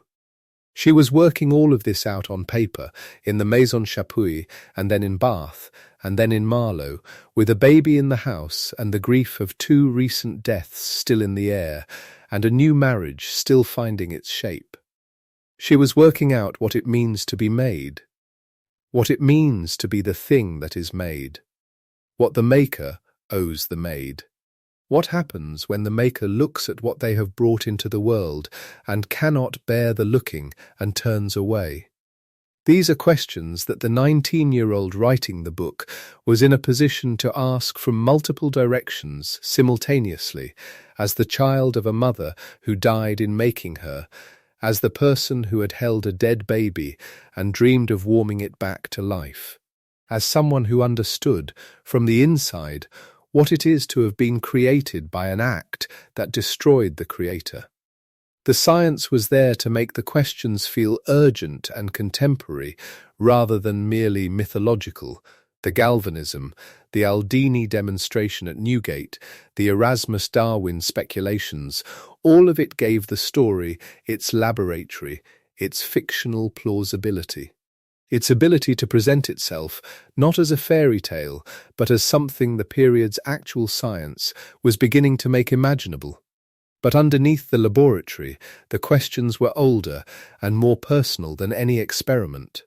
They were the questions of a person who had a particular, intimate, and unresolvable relationship with the act of creation, and what it costs, and what it asks of the created, and what the created can reasonably ask in return. She wrote on. The manuscript grew. The months passed, the deaths arrived, and the baby grew, and Percy's marginal notes accumulated in the spaces between her paragraphs, and the year without a summer gave way, eventually, to an ordinary winter. And the ordinary winter to a spring that was actually warm, and still she wrote. She was nearly finished. The creature had been made, and had been abandoned, and had come back to find his maker, and had asked his maker to hear him, and his maker had refused, and everything that followed from that refusal was now on the page, in her handwriting, in the draft that would eventually make its way to a publisher, and then to the world. She completed it in 1817. She was 19, approaching 20. She had been writing for 11 months, through everything that 11 months had brought. The book was done. There were marks on the manuscript that were not hers. Percy had read the drafts as they were produced, had moved through the notebooks as a man moves through a room he has been invited into, and here and there he had left traces of himself, a word changed, a sentence smoothed, a suggestion written in the margins in his own hand. The draft that survives, held now in the Bodleian Library at Oxford, shows this plainly. You can see the difference in the ink, the difference in the formation of the letters, the way his interventions sit against her lines like additions to something already standing. He suggested phrasings. He corrected small errors. He offered occasionally, a grander or more ornate word where she had used a simpler one. And because he did this, there would later be people who suggested that the book was, in some meaningful sense, his, that the teenager had supplied the idea, and the older, published, educated poet had supplied the execution. This is not what the manuscript shows. What the manuscript shows is a book already written, already structured, already alive in its invention and its argument and its grief, and a man who was a reader making the marks that readers make when they care about a draft. The creation is hers. The architecture of the thing, the three nested narrators, the Arctic frame around the European confession, around the creature's own account, is hers, a formal choice of unusual sophistication for a first novel, a choice that puts distance between the reader and the horror and then collapses that distance at precisely the right moment. The questions at the center of the book are hers in the most fundamental sense. They are the questions of her specific life, the questions that arose from her particular losses, and no one who had not lived that life would have asked them in quite that way. Percy could no more have written the creature's speech on the mountainside, that long, aching, entirely reasonable plea from an abandoned thing to the one who abandoned it, than he could have dreamed the dream of March 1815. He had not lost a baby. He had not lain beside a cold infant, and understood at 19 what it meant to make something and have it not survive. His edits are real, and they are a reader's edits. Her book is the book. She gave it to a publisher, or, more precisely, Percy submitted it on her behalf, because that was how these things were done, because she was young and largely unknown, and because the world of publishing in 1817 was not organized to receive a novel from a 19-year-old woman without some kind of introduction from a man who had already established himself within it.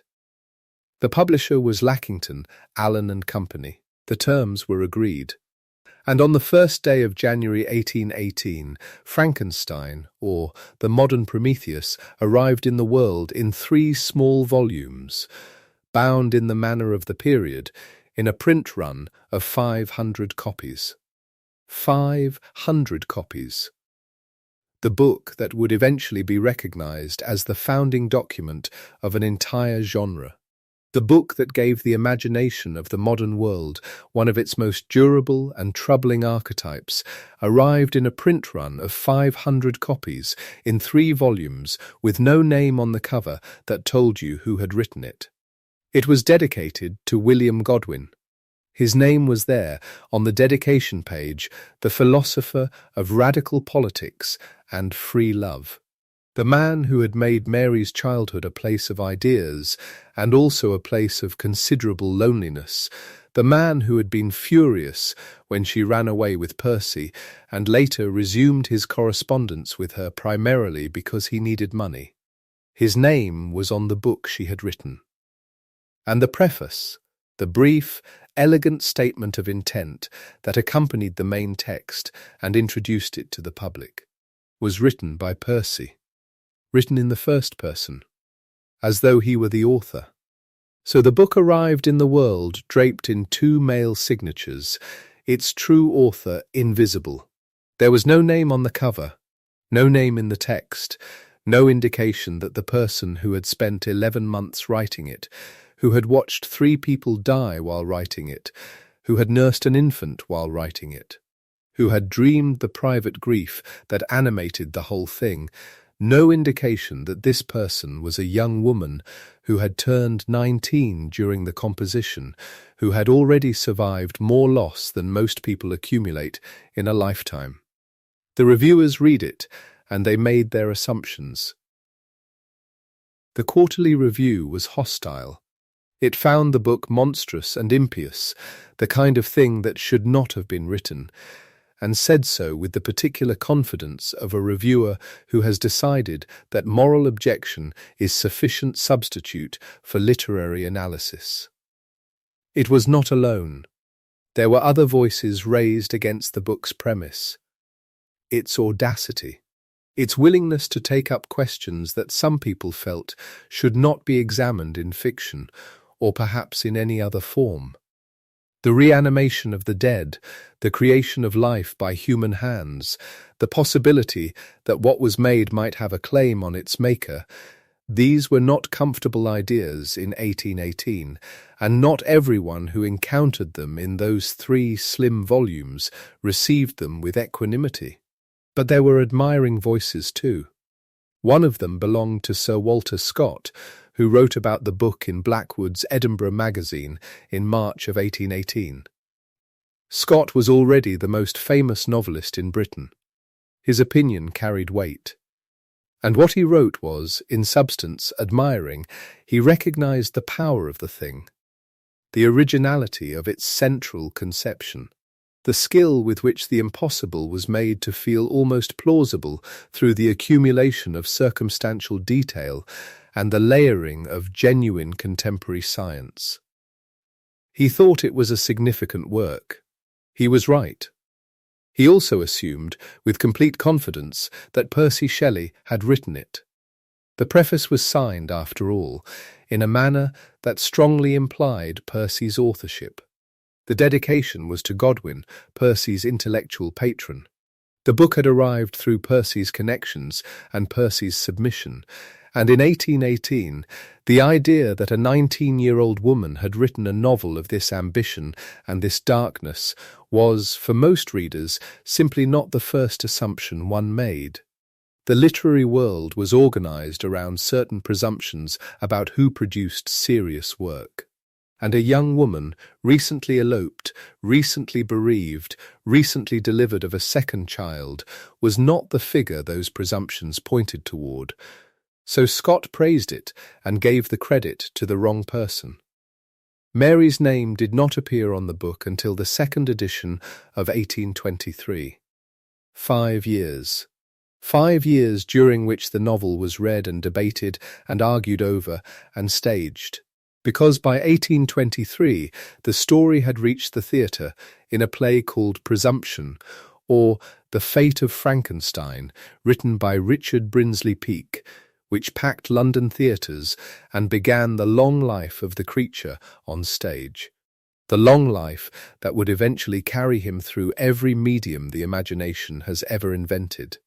The second edition was arranged partly because the play was filling houses and there was a new audience for the book, and this time, when it was published, the name on the cover was Mary W. Shelley, not Wollstonecraft, not Godwin. Shelley, her husband's name still, but her own initial, her own visible presence, and for the first time the public record acknowledged what the manuscript had always known. A woman had written this.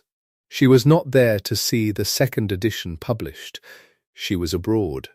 She had been abroad for years, had been carried along in the restless, expensive, sometimes magnificent, often anguished life that Percy required, moving through Italy with him and with the children and with Claire, who was still threaded into their lives as she had always been, present and complicated, and sometimes a source of real warmth, and sometimes a source of real difficulty, which is the nature of people you have known since childhood.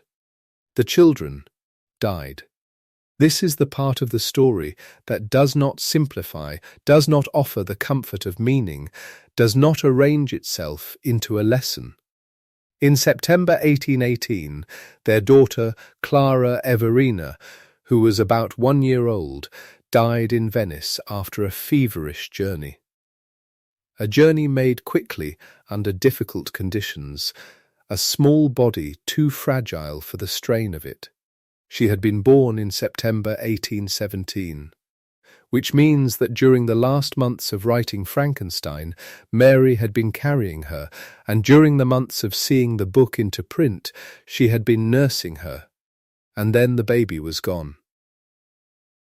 Their son William, the toddler who had been named for Mary's father, the child who had been present through the whole composition of the novel, who had been small and alive in Bath and in Marlow while the pages accumulated, who had been the one surviving child when they left England, died in Rome in June 1819.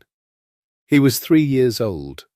The most probable cause was malaria, which moved through Rome in the summer months and took what it found. He was 3 years old, and he was gone, and Mary wrote later that she did not know how to continue, that she felt herself to be a kind of ruin, that whatever had held her upright through the previous losses was no longer there in the same way. She had given Percy 2 children and watched them both die. She had written a book about what it means to bring something to life and then be unable to sustain it, and now she was living inside the worst possible version of that question. The version with no monster and no laboratory, just a fever and a small body going cold in a foreign city. Percy Florence Shelley was born in November 1819. He was named for his father and for the city where his parents had found, in the depths of those losses, something still worth holding on to. He was the one who would survive. He would outlive them all. And for 3 more years they moved through Italy, Naples, Pisa, Larisi, and Percy wrote and published, and was admired and argued, and made enemies and made friends, and lived with the volcanic intensity that had always been the nature of him. The quality that had drawn Mary across the Channel at 16, and that had, for years, been both the great illumination of her life and the thing that made her life so difficult to inhabit. He was 29 years old in the summer of 1822. He felt, to many people who knew him, like someone who would not be old. On the 8th of July, 1822, Percy Bysshe Shelley got into a sailing boat called the Don Juan in the Gulf of La Spezia off the Italian coast. He was sailing back from Livorno. A sudden storm came up, the kind of storm that the Gulf produces without much warning, fast and total, and the Don Juan went down. His body did not wash ashore for several days. He was identified when he was found, in the state that days in the water produces, by the volume of Keats in his pocket and by his clothing. He was cremated on the beach near Viareggio because the quarantine laws of the period required it. Lord Byron was there, and Edward Trelawney, who had been one of the circle, and who later wrote about what he saw with the particular vividness of a man who had decided his own presence at historic events was worth recording carefully. The fire on the beach, the body returning to its elements, the sea nearby. There is a tradition. It is a tradition, not a certainty, and the people closest to these events disagree about the details, that when the cremation was complete, one part of Percy's body had resisted the flames, that his heart had not burned, that Trelawney reached into the fire and took it, that it was given eventually to Mary, that she wrapped it and kept it, for the rest of her life, in her writing desk, enclosed in silk or in a copy of his elegy, Adonais, the poem he had written for Keats, the poem about a poet dead young, the poem that had become, in a kind of terrible irony, one of the most beautiful things ever written about the early death of someone who deserved more time. When Mary herself died, years later, a relic was found among her things. Something that might have been a heart, or might, as later and more careful examination has suggested, have been a calcified liver, the body's chemistry having done something the fire could not. The legend is beautiful. The facts are, as facts often are, slightly less so. But the image persists, a woman keeping what remained of the man she had followed across the Channel at 16, carrying it with her through the decades that came after, placing her own words on top of it, writing through what was inside that desk. She was 24 years old when Percy drowned. 24.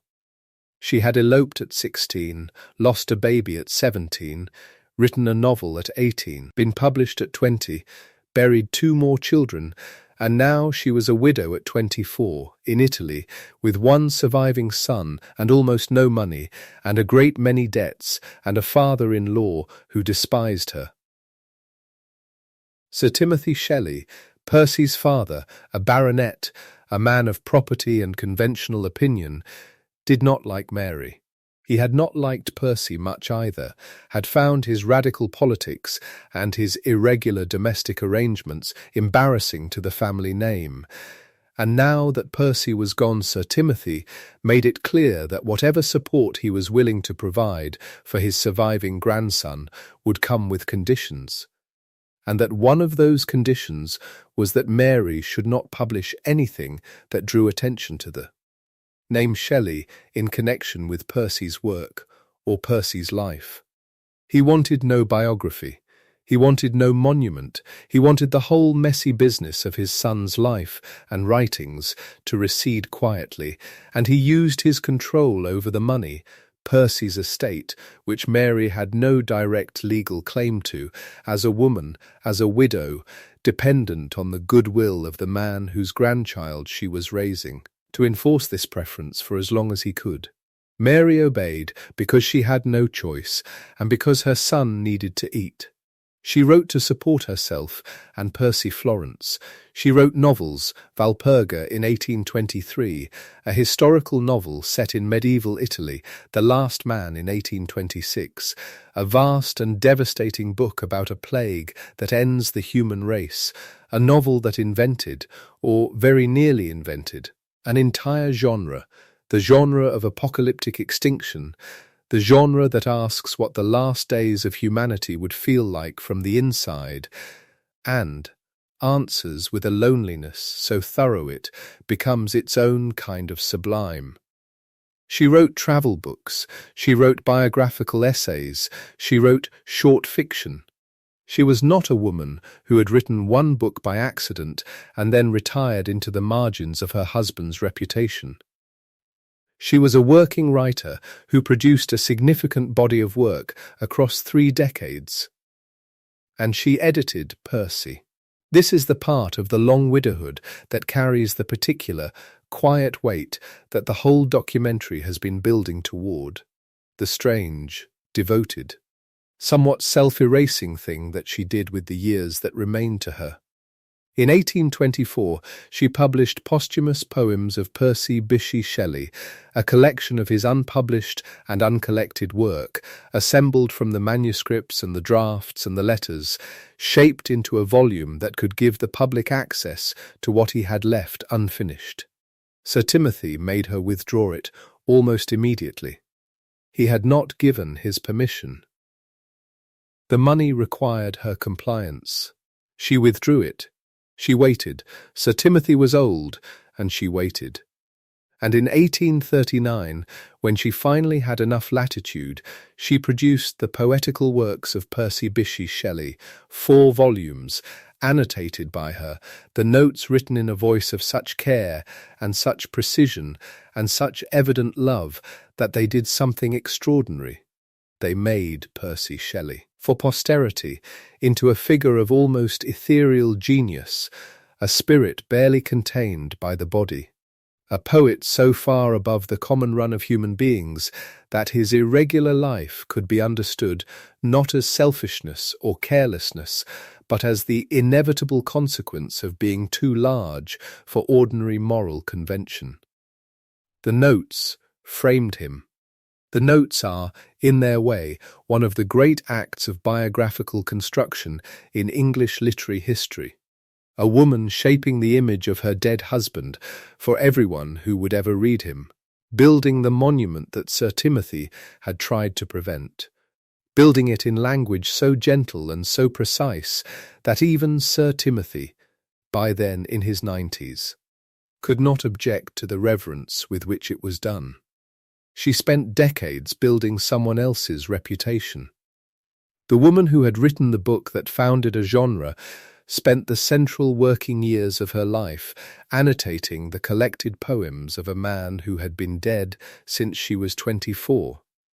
This is not a tragedy exactly, because the work was real, and the poems were real, and the world is genuinely richer for what she preserved and organized and introduced. But it is a thing worth sitting with, in the quiet, in the dark, what she might have written in those years, if she had written for herself. She did not entirely stop. The Last Man is there, extraordinary and undersold, one of the most ambitious things she ever attempted. There are other novels, other essays, other pieces of work that deserve more attention than they have generally received. She was not a woman who wrote nothing after Percy died. She was a woman who wrote a great deal, and who also, alongside that writing, did the other thing, the careful, decades-long labour of keeping someone else's work in the world. And then, in 1831, she did one more thing that matters enormously to the story we have been following. She published a third edition of Frankenstein, revised, corrected, with significant changes to the text, and to this edition she added an introduction. The introduction she wrote in 1831 was the first time she had spoken, in public, in her own voice, about the origins of the book. It was the first time she had told the story of the rainy summer and the ghost story competition and the waking dream. It was, in essence, the founding document of the legend that would come to surround the night of the 16th of June, 1816, or thereabouts, at the Villa Diodati. She asked in that introduction how she had come to think of and to dilate upon so very hideous an idea. And then she answered her own question with characteristic care, writing about Byron and Percy and the conversation about galvanism and the principle of life and the nights of ghost stories and the way she had felt unable to produce anything, and then the waking dream that came. The pale student of unhallowed arts kneeling beside the thing he had put together, and the horror of the student as the thing stirred. She wrote about it beautifully, with the clarity and the authority of a person who had lived through something real and was describing it faithfully. And 15 years had passed since the night she was describing. This is not a reason to doubt her. Memory is not simply unreliable, it is differently reliable for different kinds of experience, and the kind of experience she was describing, the sudden, whole, unbidden image that arrives in the half-waking state and demands to be followed, is precisely the kind of experience that lodges in the mind with unusual vividness and stays there. She was not inventing. She was remembering something real. But the 1831 introduction is also where the simplification happened, the simplification that has followed the book ever since. By the time she wrote it, the 11 months of work had been compressed, in the shape of the legend, into the single night, the vision, the idea, the book. The doing had become the dreaming, the labour had become the lightning bolt. She did not intend this. She was telling the truth about one part of the story, the beginning, the spark, the vision in the night. But the nature of a beautiful story is that it fills the available space, and the story of the waking dream is beautiful, and it fills the space that should also contain 11 months of a teenager sitting down every day with her notebooks and doing the work. The night was real, and the book was 11 months and a private grief. These two things are not in competition, they are the same story, told fully. The vision in the night gave her the image, the pale student, the stirring thing, the horror and the responsibility, and the question of what we owe to what we have made. And the 11 months gave her everything else: the three nested narrators, the Arctic waste, the creatures Milton and his Plutarch and his Goethe, the long speech on the mountainside in which an abandoned creation asks its maker to hear him and is refused, the knowledge that the creature's eloquence is more than the creator can bear, which is itself a kind of portrait of what it means to make something that exceeds you. The private grief gave her the emotional truth under the laboratory, the dream of warming a dead infant back to life, the understanding that creation and loss are sometimes the same act, that the thing you bring into the world may carry a cost you were not prepared for, that the created thing has a claim on the creator that cannot be discharged by walking away. She wrote all of that. She wrote it in 11 months, at 18, while nursing an infant, while her half-sister took laudanum in a Welsh hotel room and did not wake up, while her husband's abandoned wife drowned herself in the Serpentine, while the year without a summer darkened over England, and the ordinary days of a life that was not ordinary at all accumulated around the growing manuscript. She wrote it and finished it and handed it over and watched it go into the world under the wrong name, under no name, under the name of a man who had only edited it, and the world praised it and argued about it and put it on stage, and eventually, put her own name on it. She died on the 1st of February 1851 in London. She was 53 years old. The cause was most likely a brain tumour. She had suffered from headaches and episodes of partial paralysis in the years before her death, the slow accumulation of symptoms that pointed toward something growing in the space where her thoughts had always moved with such unusual speed and such unusual depth. She had been a widow for almost 30 years. Percy Florence, the one surviving child, was 31 years old. He had grown into a quiet, decent man, devoted to his mother, not gifted with his father's blazing talent or his mother's, but reliable, which was something that neither of his parents had always managed to be. At Percy Florence's direction after his mother's death, 2 sets of remains were exhumed from their long resting place in St Pancras churchyard in London and transported to Bournemouth and reinterred beside Mary in the churchyard of St Peter's. The remains of William Godwin and the remains of Mary Wollstonecraft, the woman who had died 11 days after her daughter's birth of puerperal fever in the September of 1797. Who had been buried in St Pancras while her daughter grew up visiting the grave and learning letters from the inscription on the stone. That woman was carried south, at last, and laid next to the child who had never known her. The mother who died giving her daughter life, and the daughter who spent her life carrying the weight of that origin, who wrote out of it a book about a creator who walked away from what he had made and could not live with the consequences.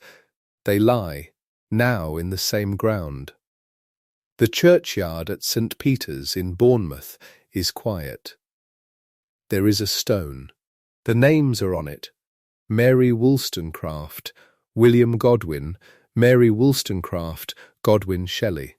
3 people who shaped English literature and English thought gathered finally into the same small piece of earth, the closeness they could not quite achieve in life, granted to them at last by the fact of death and the care of a grandson who understood that the story required this ending.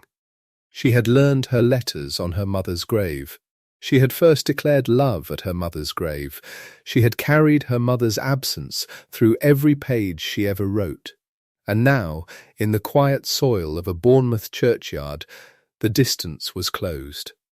She had written the book that gave the modern imagination one of its foundational images, the thing made in a laboratory, stirring to life, reaching out to a creator who flinches and runs.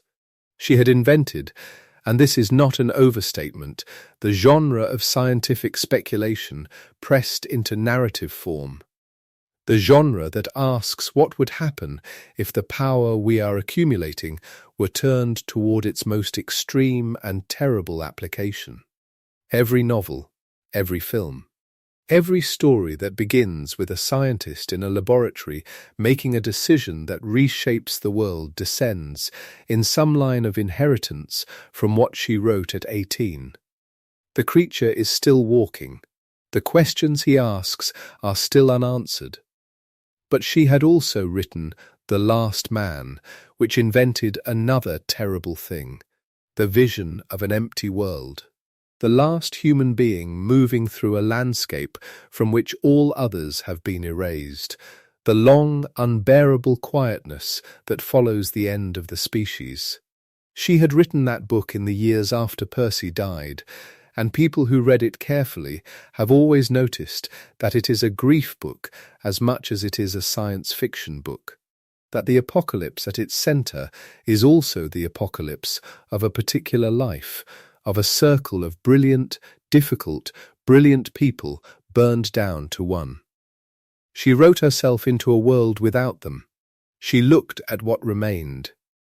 And she had assembled in 4 annotated volumes the poems of Percy Bysshe Shelley, and written the notes that built his reputation for a century and more, and done that labour without complaint, and with a faithfulness that is, when you look at it steadily, a kind of astonishment.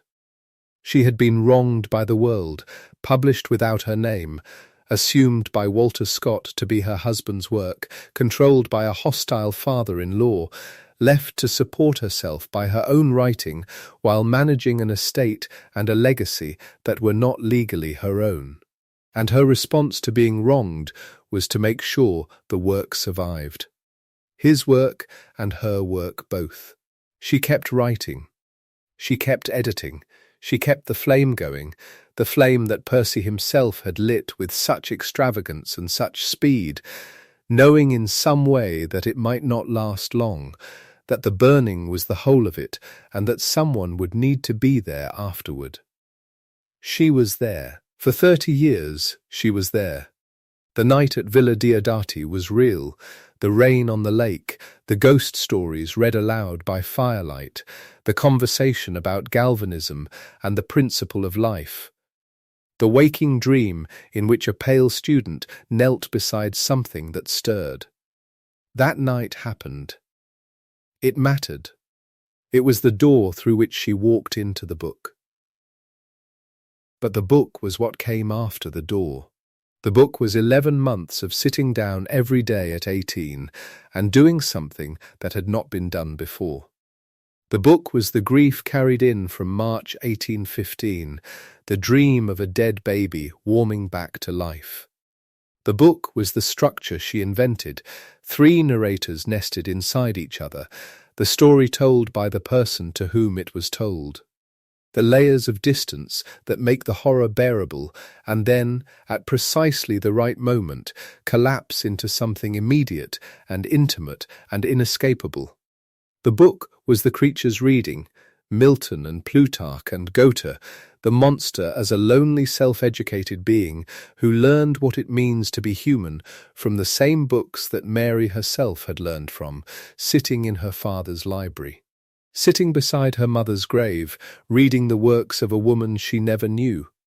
The book was the question, the oldest question, dressed in new machinery: what do we owe to what we have made? She asked that question at 18, carrying it in from the private place where it had already taken root, and she never stopped asking it, and the world has not stopped answering her, and cannot answer her, and will keep trying. The passages at Villa Diodati are still there, if you go and look. The lake is still there, very blue in the summer, very still on certain evenings, the Alps visible above it when the cloud lifts. The summer of 1816 happened, and the summer of 1817 happened, and the summers kept coming, and each of them was warmer than the year without a summer had been, each of them receiving more light than the volcanic winter had allowed. The sky cleared. Eventually, the harvests came back. The cold that had kept 5 people indoors beside a Swiss lake gave way to an ordinary warmth, and the ordinary warmth to another winter, and the winters and summers have been coming and going ever since, and will keep coming, and the book is still here. Mary Wollstonecraft Godwin Shelley wrote it. It took her 11 months. She was a teenager who had lost a mother at birth and a daughter to cold and dreamed of warmth, bringing the lost thing back, and she turned that dream into the question at the centre of every story we have ever told about what we are capable of making, and what we owe to it, and what it might ask of us when we are tempted to run. That is the whole of it, as much as any story can be whole. A girl at a gravestone, learning her letters, a dream of a dead infant stirring in her hands, a rainy summer, a dare, a waking vision. 11 months of work in the hardest year of her life. A book published without her name, given to the world by someone else's signature. Claimed eventually as her own. The deaths that arrived and kept arriving, the long labour of the years that followed, the devotion to someone else's poems, the other books that deserved more attention, the quiet last decades of a writer in her own country, keeping the flame. The churchyard at the end, the stone, the 3 names gathered finally into one place. If this kind of slow journey through a life is what you needed tonight, there are more here, more stories told at this same pace, with this same care, waiting for whenever you want them. And if you feel moved, before you sleep, to leave a word in the comments, to say where in the world you are listening from tonight, I would genuinely like to know. The comments are there, and I read them. There is something I find quietly remarkable about the thought of people in different places, different time zones, different rooms, all finding their way into the same story at the same hour. You have done enough for one day. Whatever you were carrying when you sat down, put it aside now. The writing desk is closed. The lake is still. The rain has stopped. You are moored safe in the sleepy harbour now. Drift off.